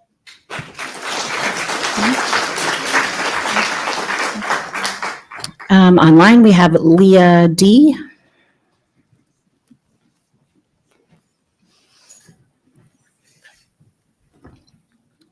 Leah? Hi, Hi. Leah Donnelly, 103 Franklin Street. I have a son in preschool at Colonial Park, and I'm a room parent. My question is regarding the ESP cuts. How with making these cuts, how is that going to affect being in compliance with students who have IEPs in kindergarten?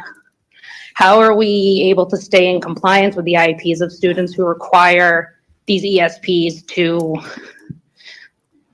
make these accommodations to the IEPs, or for students who have an IEP that says they need a paraprofessional in the room. How are we supposed to be staying in compliance if we're cutting these positions in kindergarten? Sure. Thank you for the question, Leah.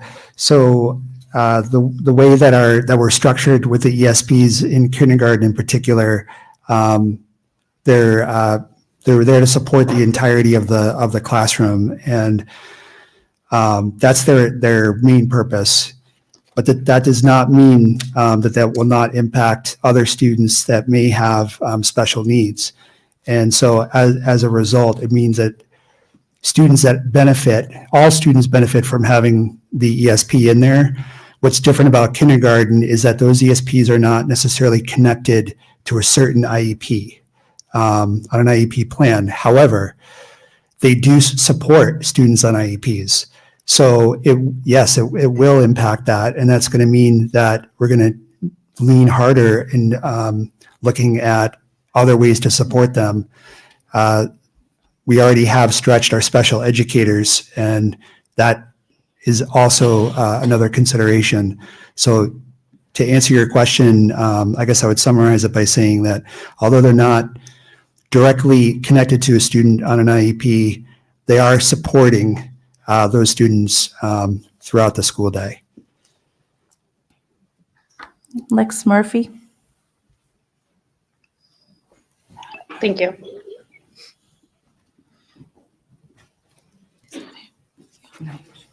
There's another page. Lex Murphy, 149 Central Street. So I just wanted to speak about the high school proposed budget cuts just as a whole, as I am a junior at Stoneham High School. So cutting the positions at the Stoneham High School not only directly affects the already underpaid educators who no longer have jobs, but the students as well, as cutting teacher means cutting classes, which leads to larger class sizes, which ultimately leads to less time one-on-one with teachers, which I myself would benefit me not at all, because I do have a hard time, just being in a classroom and learning the way that's supposed to be like normal. I benefit very greatly from one-on-one time with teachers. And with the cutting of teachers and the cutting of classes, I believe that it leads to a less well-rounded education as a whole for high school students, as it focuses too much on required graduation requirements and classes that, are focused too much and deemed more important. So specifically with the AP class cuts, sometimes it feels like that the Stoneham High School classes are just they mix level classes a lot, and that can be very difficult for students at all levels that are mixed within those classes. As honor students need more engagement, ACP students may need help, and CP students need extra help from there. Seconds. So it's very difficult, especially with the fact that AP Psych might be cut, and I'm someone who may potentially major in Psych, and I have not had access to prior education through involving psychology. So it's kind of hard to not be able to take classes that I'm interested in that may help pursue my career and the rest of my life. It's kind of frustrating that we don't have access to these classes, as for people who are able to take advanced placement classes. There are, the Stoneham High School doesn't offer as many as you think we do. We offer around like half of that. So cutting teachers means cutting those, and it just kind of, goes back down. It just becomes frustrating. So I just want to say that. Yep. Thank you. Michael Chabot. That's right. All right, Chris, Sorry, I already called. online. Oh, you're calling. Sorry. I can hear you. Sorry, Sorry, Chris, hold on. Oh, maybe you didn't hear me. All right, go ahead, No, I Chris. think All right, Chris, you actually are on. Are you there? I forgot to alternate. Sorry. Okay, let's do my job. Chris, online, if you were there, go ahead, it's your turn.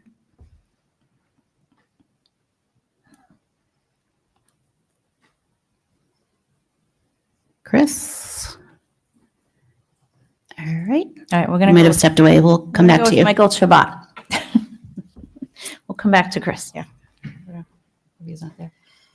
Let's hold this up. Michael Chabot, 12 Sunrise Ave. Oh, I was going to talk about the impact of all these cuts on early intervention at the elementary school level, but I think we all realize that. You use the language, minimize the impact.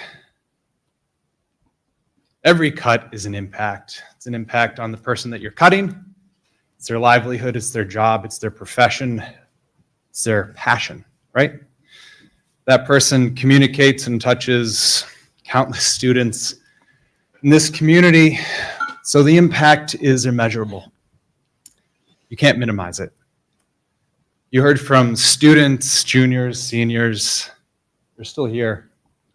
The impact that music, especially, I think that was highlighted, has had on their lives. And other kids aren't here today, but I know that they will feel the impact of these cuts. And Superintendent, you apologized for inaction earlier tonight. I think it would speak volumes to this community if you were able to get the money.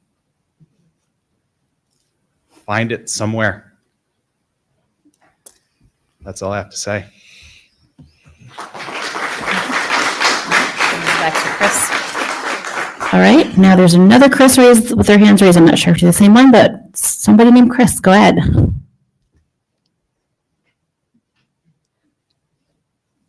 Hi, yeah. Hi, sorry, I was having microphone issues. That's okay. Chris Apsaris, 3 Danby Road. I have a daughter, kindergarten, Robin Hood, and preschool system as well.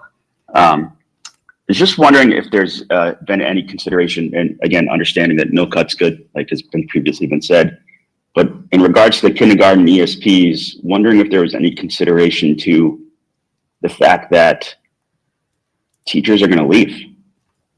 And there's going to be a hard time finding replacements for these teachers if there's no support in the classroom for them. So if you can answer that, that'd be great. Thank you. Yes, Chris, thank you for your question. And yes, that is a huge concern, not just for kindergarten, but across the board. And not to digress from this discussion, but we're having trouble even recruiting and filling positions. We have open positions that we cannot fill, while we're also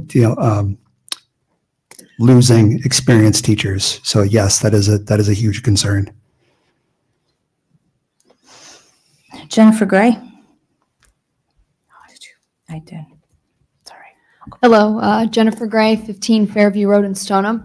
I'd like to speak to the process. I feel like this process has not been nearly as transparent as it should be. When you put together your presentation for the tri-board, it was very high level. There was no nitty-gritty for us to look at. That was only released a week ago, 2 weeks ago, and it's a single sheet that lists all the items. The town puts together an entire booklet that says, here's what we spent in this category 2 years ago, last year. Here's what we're requesting this year. You're asking for an 11% increase to keep measures in sort of status services. What does that mean? Where are these line items coming from? If you want the town to help support you and get you the money you need to be transparent about what costs are going up, why they're going up, and how it impacts each school.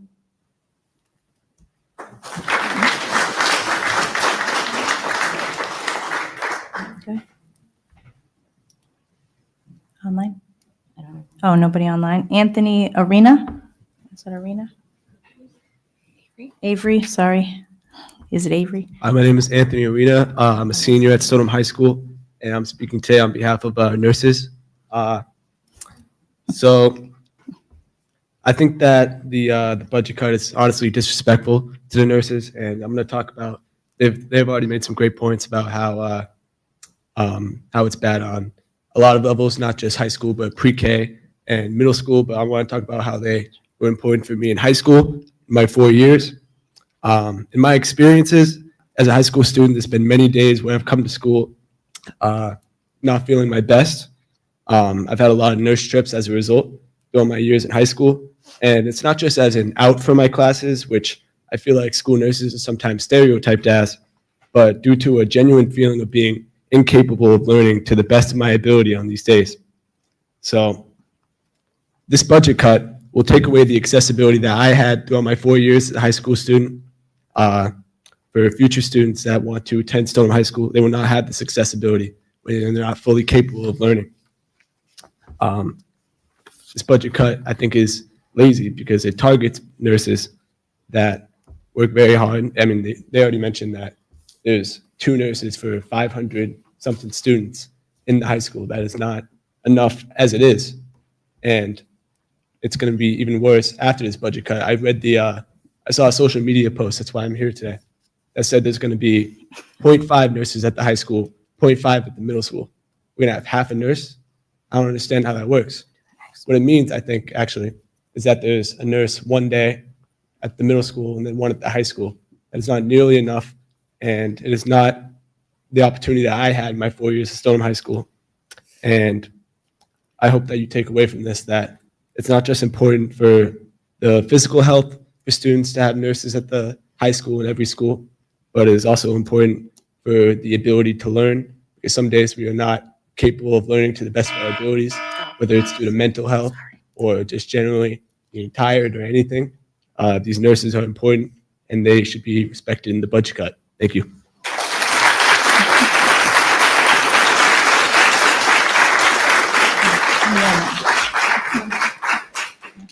Dan Lucy? Hi, Dan Lucy, 29 Garden Road. Earlier tonight, it sounded like last year there was a similar deficit, but the state stepped in, or there was different funding. So it sounded like there was a heads up on that.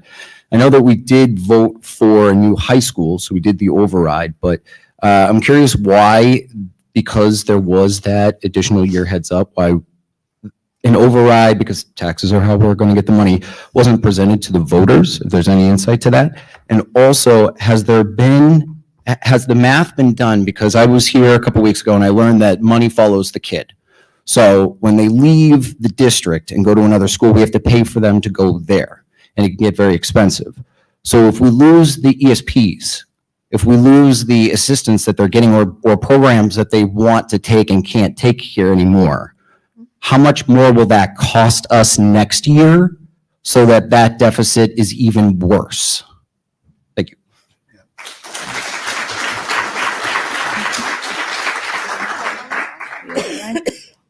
Go ahead. No, you can. Oh, you want me to talk about the override? There's been more talk about the override in town that I've heard. What I usually hear is Stoneham doesn't pass overrides. They've tried and they always fail. So I think all the departments. We did though. That's not an override. That's a debt different. exclusion. So people are willing to pay for buildings, but when you use it for operating costs, they have failed. I don't know how many the town administrators showed us, but they have not ever been passed. I'll try to pull it up. It doesn't mean we shouldn't try. I think, though, that the community realizes that they've spent a lot of money on the schools. So personally, I mean, I think if we put forth an override just for the schools, I don't know if we have a good chance of success, especially since we just passed the high school. So like a lot of people are going to say, well, we just did an override for the schools. What do you mean? I think the way it might be more successful is if it's a townwide effort.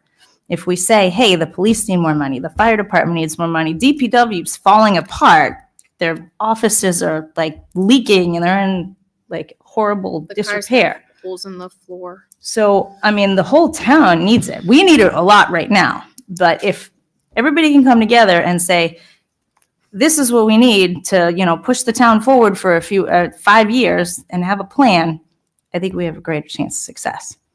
That means everybody needs to work together. Yeah, if I could just add a marketing point to that real quick. Homes in Stoneham are now selling over for $1 million. If we didn't have the new high school, we wouldn't be doing that. So actually putting money into the school system, it's making everybody's home value higher. So just yeah, as part of that. absolutely. And people need to speak up to our other, boards in town. And when this comes up and it goes to town meeting, like, everybody's got to be there to support it, because And I we believe can try to get it there, but it's going to need to, the voters Only the really are the select ones in board. charge, right? Only this- yeah. The voters vote for this budget at town meeting. So things can still change from here to there. Yeah, what I was Again. gonna say is that only the select board can bring forth the override, right? So that has to be, I guess, petitioned to that board to start. What about the kids' meeting? How much will that cost? Right now, it's costing us $3.4 million. In fiscal year 17, that number was $88,000. So we have had an extraordinary number of students that have been going out to charter schools. We have over 155 students attending Mystic Valley alone. So we are literally competing. And a lot of folks, talked about that tonight, and our students talked about that tonight. And it's a catch-22, and you're exactly right. You need to spend the money up front in order to gain the benefit. And it's trying to get that money up front so that we can do that. So it's 7 overrides since 1991 are on the list, and all 7 failed. And just to kind of clarify, what we've done for the schools are debt exclusions, and that's like a mortgage. So like 20 years, they come off. It's not like an override which continues forever. When was the last one done? Sure. 2012. Okay. I feel like it's changed. Yep. I agree. And go ahead, go to the select board, go as a community and support the schools, the fire department, the police, like, go for it, please. All right. Oh, Martha. All right. We have a few more people on the list here. It's getting late. I want to let everybody talk that wants to talk, but if somebody's already said what you were going to say and you would like to just yield your time, that's fine too. Don't feel like you have to come up, but I will call people and give you the opportunity. Kelsey Inocenti? Inocenti, sorry.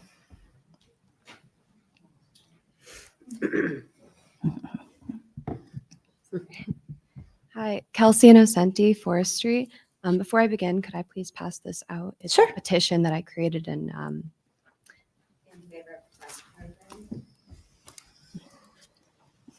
Thank you. You can give them all to me, I'll pass them around.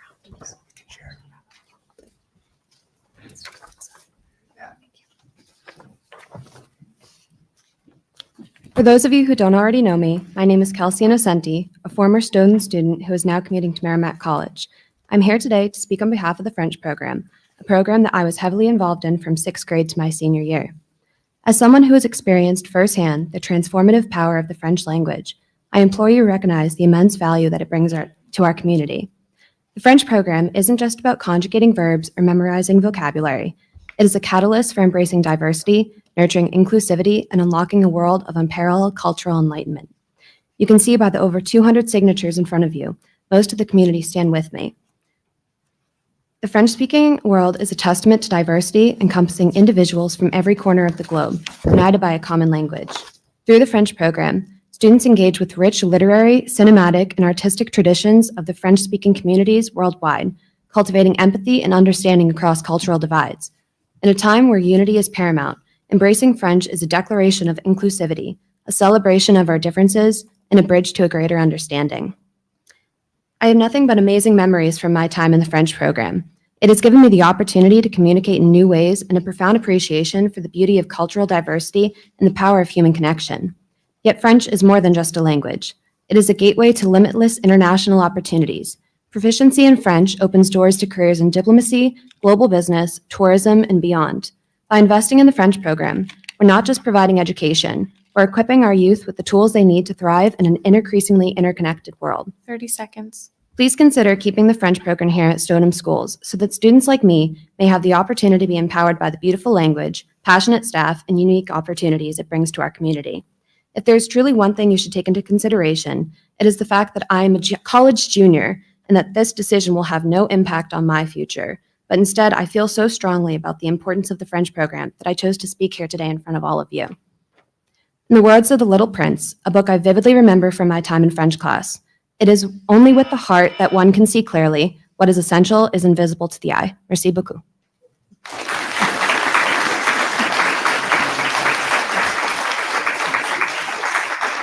Okay, Amanda Sapatsaris. Sorry if I didn't say that right. It's Sapaceres, Amanda Sapaceres, 3 Danby Road. I am a graduate of Stoneham Public Schools. I now have 2 children going through Stoneham Public Schools at Robin Hood. And I guess my question is, what's the long-term plan for this? We have heard year over year, this continues to be a problem. And like many people have stated, it doesn't seem like there's a solution unless an override is passed. But what's the planning process for the future so that our children aren't affected every year indefinitely until Stoneham Public Schools maybe don't exist?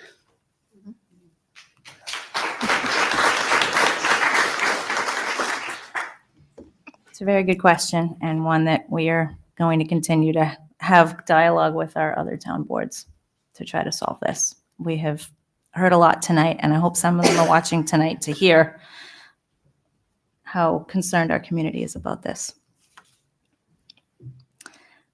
Colleen Robinson. Colleen Robinson, 28 Winship Drive. I wanted to talk a little bit about the importance of the ESPs, the kindergarten ones specifically. Although I know how important they all are, kindergarten is something that is really important to me. I have a kindergartner at Robin Hood. So I wanted to first start by talking a little bit about her experience. So my daughter started kindergarten very, very nervous. Every day she didn't want to go to school. She was crying outside the door, just kind of terrified to start out at this big elementary school. And her ESP is really what made the difference for us. I mean, she would come home every day in September and she would tell me, I sat with my ESP, for hours because I was so sad about missing home. And I can only imagine if her kindergarten teacher had to deal with that without having a second person in the room. And she got over it. She loves school, she loves Robin Hood, but her ESP was so essential for her in that transition that I really can't imagine kindergarten without that role. I'm a former teacher, and I know how important ESPs are. I've taught a class of 5-year-olds. 5-year-olds come to school not knowing anything. I mean, they don't know how to stand in a line. They don't know how to use the bathroom. They drink other kids' water bottles. They try to eat crayons. Like, they really don't know. And the idea of one adult trying to manage that is just horrifying to me. I'm concerned that we're going to lose our wonderful kindergarten teachers. And I'm also concerned for my 2 younger children. I have a preschooler and I have a baby, and I'm very concerned about sending them to Stoneham Public Schools without that support in place. So thank you for everything you do.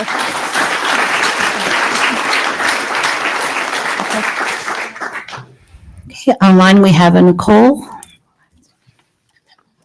No, it's not.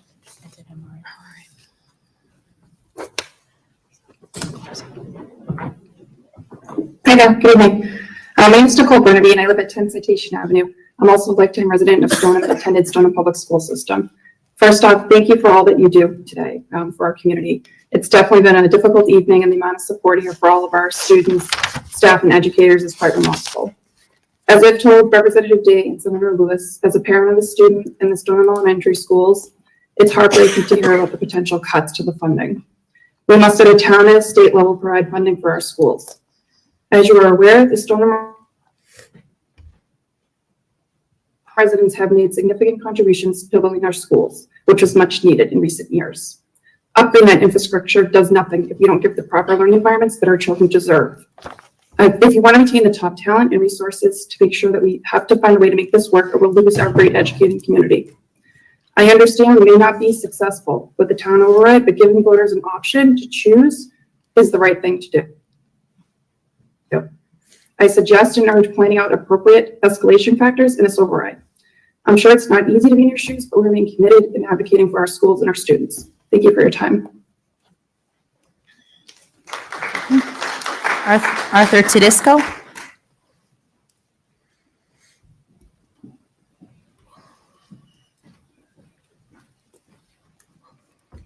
Arthur Tedesco, 12 San Jose Terrace. My name is Arthur Tedesco, and I'm one of the juniors in Stoneham High School. And for the past 8 years, I have been a member of our Stoneham band. And during that time, I have learned a lot.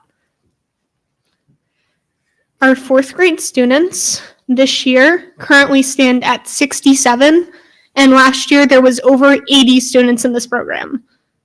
These students love band. I am aware that most, if not all of you, did not attend our band for the entire town, which was the night of March 20th. But the look on those kids' faces was amazing. They were so excited, and they were just so happy to be there. The students in 4th grade are so amazing, and they love band. And you guys wish to take them away from that. And it's sad. Because as somebody who has been in band for 8 years from that 4th grade position, I adore band. And I know several students who have adored band for their almost entire career in this school. These kids are so important to our music department. They're so important to our art department, and they're so important to our schools in general. And by taking this away from our 4th graders, you are basically taking away a lot of that program. They are so excited in that grade, and the transition to 5th grade is already scary enough. Adding the extra stress in 5th grade instead of 4th grade might discourage a lot of students from going in there. And just to say, these students are amazing. I know they're just playing hot cross buns for 2 minutes, but the amount of time that they spent learning this is amazing. And I would also just like to point out, you guys asked for offices for your meetings, but you put 500 students online for 7 hours a day for over a year in meetings.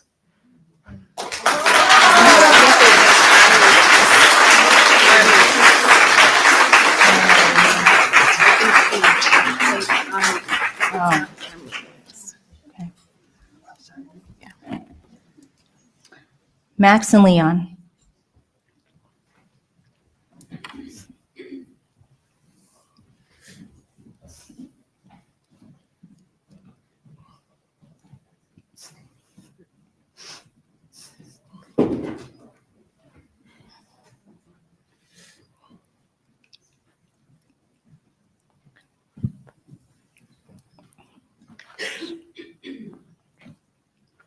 Well, freshmen from Stoneham High School and French Club and French students. I'm Emily Colleen. I'm a freshman and I take French too.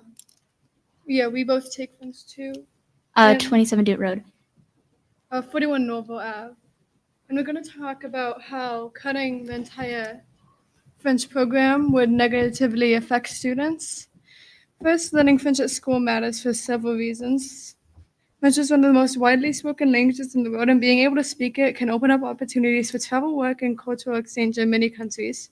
Additionally, learning a second language like French can improve cognitive abilities such as problem solving and multitasking. It also enhances understanding and appreciation of different cultures and perspectives. It can allow students from French and French Canadian and even Haitian immigrant families to have an accessible resource to communicate with their families and friends. Additionally, proficiency and commitment in French can provide an advantage in college applications. And importantly, the French program has a rich contribution to culture, especially with things such as French Club, which has blossomed friendships and made education fun.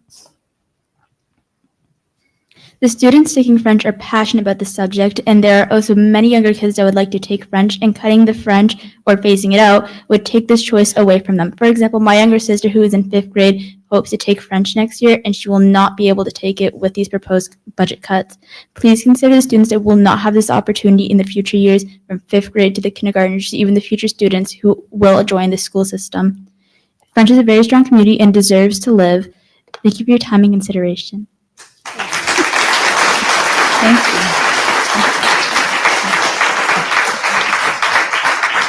you. Patricia Condon.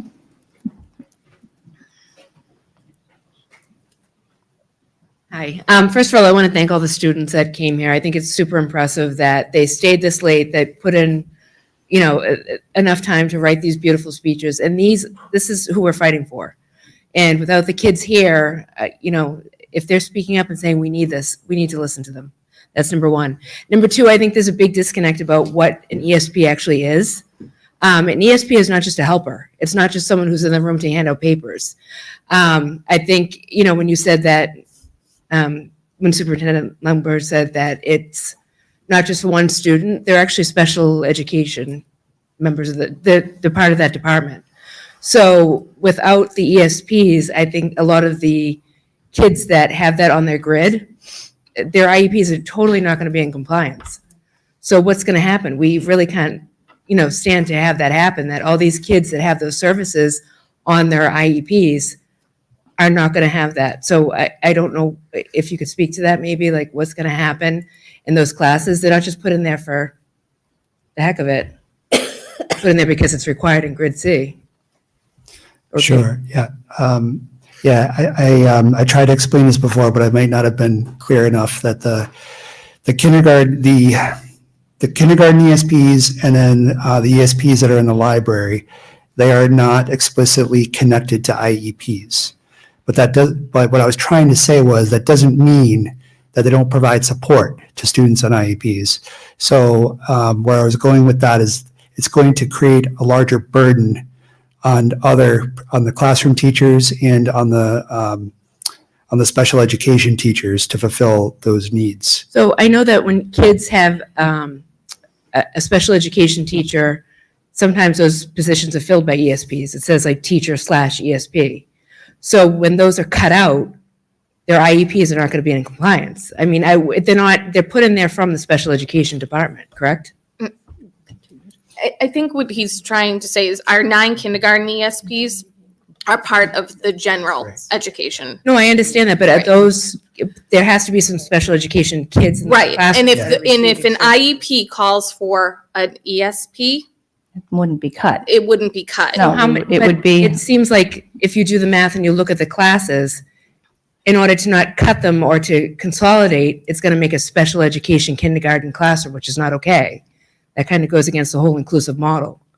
I think that's what I'm confused about. So that's different from how our staffing model works. So all of our ESPs, with the exception of kindergarten and our librarians, I might even describe them as different categories. All of our ESPs are special ed, with the exception of kindergarten and our librarians.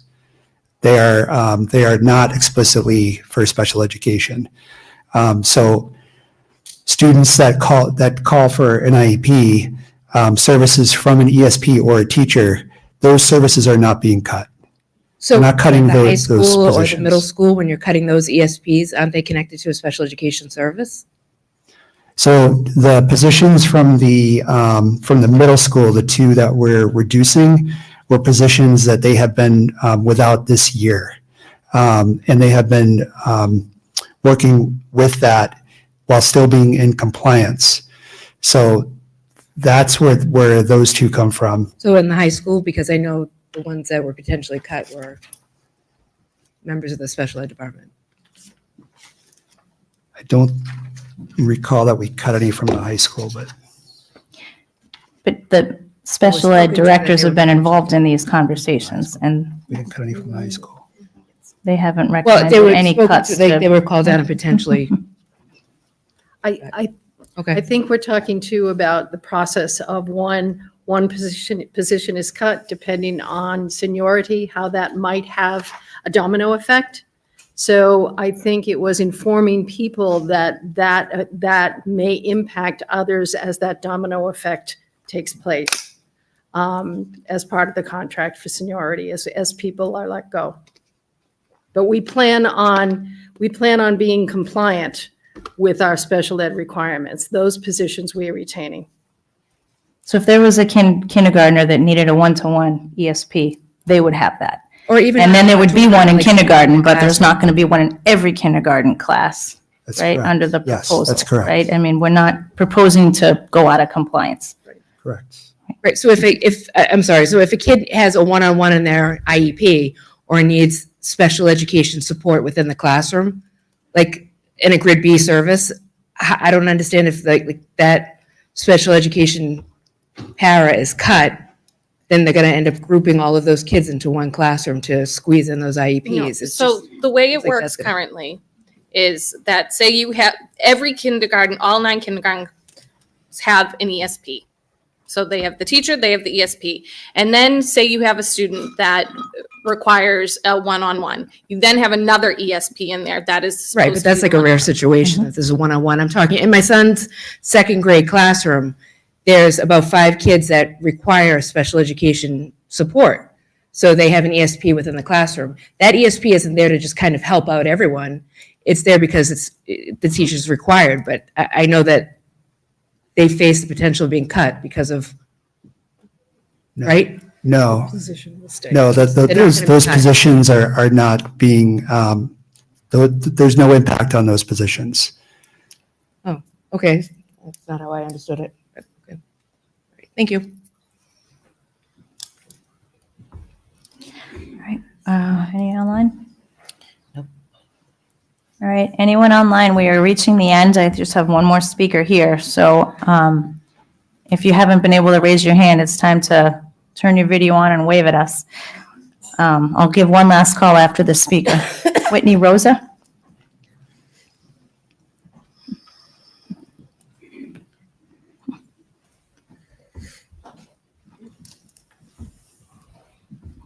Whitney Rosa, 8 Elizabeth Road. I want to say thank you to all of the teachers. I see my son's teacher here tonight and past teachers here. I have a second grader at Robin Hood, and I have a kindergartner who will be incoming this fall. And I've taken the time to come to these meetings to understand the budget, how we ended up here, and more importantly, to ask questions about what the future is for Stoneham. And I think right now, the thing that concerns me the most as a parent of a young family who has many years ahead of us in Stoneham, who would like to be a longtime Stoneham resident. As you saw, my father-in-law has been here 56 years. My husband is a Stoneham graduate. It really leaves us wondering, what are you all doing in your elected positions to help move us forward? You've talked about a plan. Lunenburg has talked about how there's 900 units coming online. There has been talk about how there was insight into this budget cut coming last year. There's been insight into these issues for a very long time. And there's been a lack of transparency, and I would argue a lack of action from this committee around a plan to move this town forward. Whether it's forming subcommittees, gaining inspiration from the community, getting people involved, I truly haven't seen that from this committee. And I've asked this question at other meetings throughout this process, and everyone tells me, we're working on it. Well, I want to know what you're working on. Is there a timeline for this? Is there an action plan for this? What can the community expect from all of you sitting up here to help resolve this? And more importantly, what do you need from us? I'm happy to come to meetings. I've shown up during this process. I plan to go to the next select board meeting to share the same opinion. But I would argue that we look to you as elected officials who understand the process, who understand the bylaws and the needs and how to get this done. And I would ask you to get our opinion. I thought you asked a great question about the overrides. You said the last one was 2012. It's 2024. That's 12 years ago. Houses sell in Stoneham for over $1 million. There are very many people in this town who have shared with me their desire to pass an override, their desire to pay more taxes to solve these problems. So my question is, did you do a community outreach to understand, is the climate different for an override or is it not? I understand data is very valuable, but I'm sorry, data from 12 years ago is not valuable. The community has changed, and I would argue and challenge you all to do more. Take more action regarding incidents like South School. Take more action to engage the community and hear from us about what we need. Be more transparent about what the plans are so we don't end up in this crisis again and again and again. And to help guide us with your knowledge and your expertise that we have voted you into your positions for. I think people have shown tonight they want to be here and they want to make a change. But we're looking to you to help tell us how to go about doing that.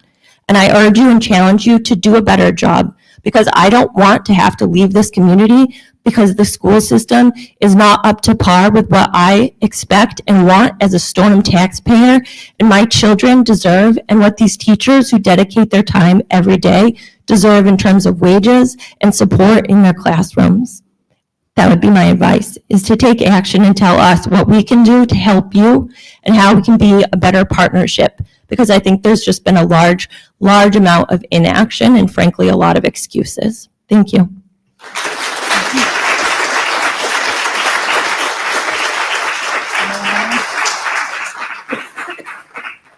All right, last call for online. Any callers that are muted? I can't see you raise your hands, so just unmute and speak. I'll give a few seconds.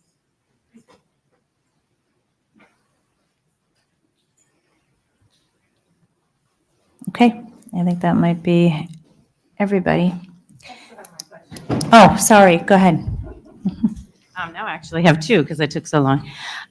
I just wanted to clarify, when Ashley Fiedler asked how much of the administration has been looking at these places that we're recommending cuts, Superintendent, you said that you're looking to the principals to make those decisions. So what you're saying is the principals of these 3 elementary schools are saying kindergarten does not need paras?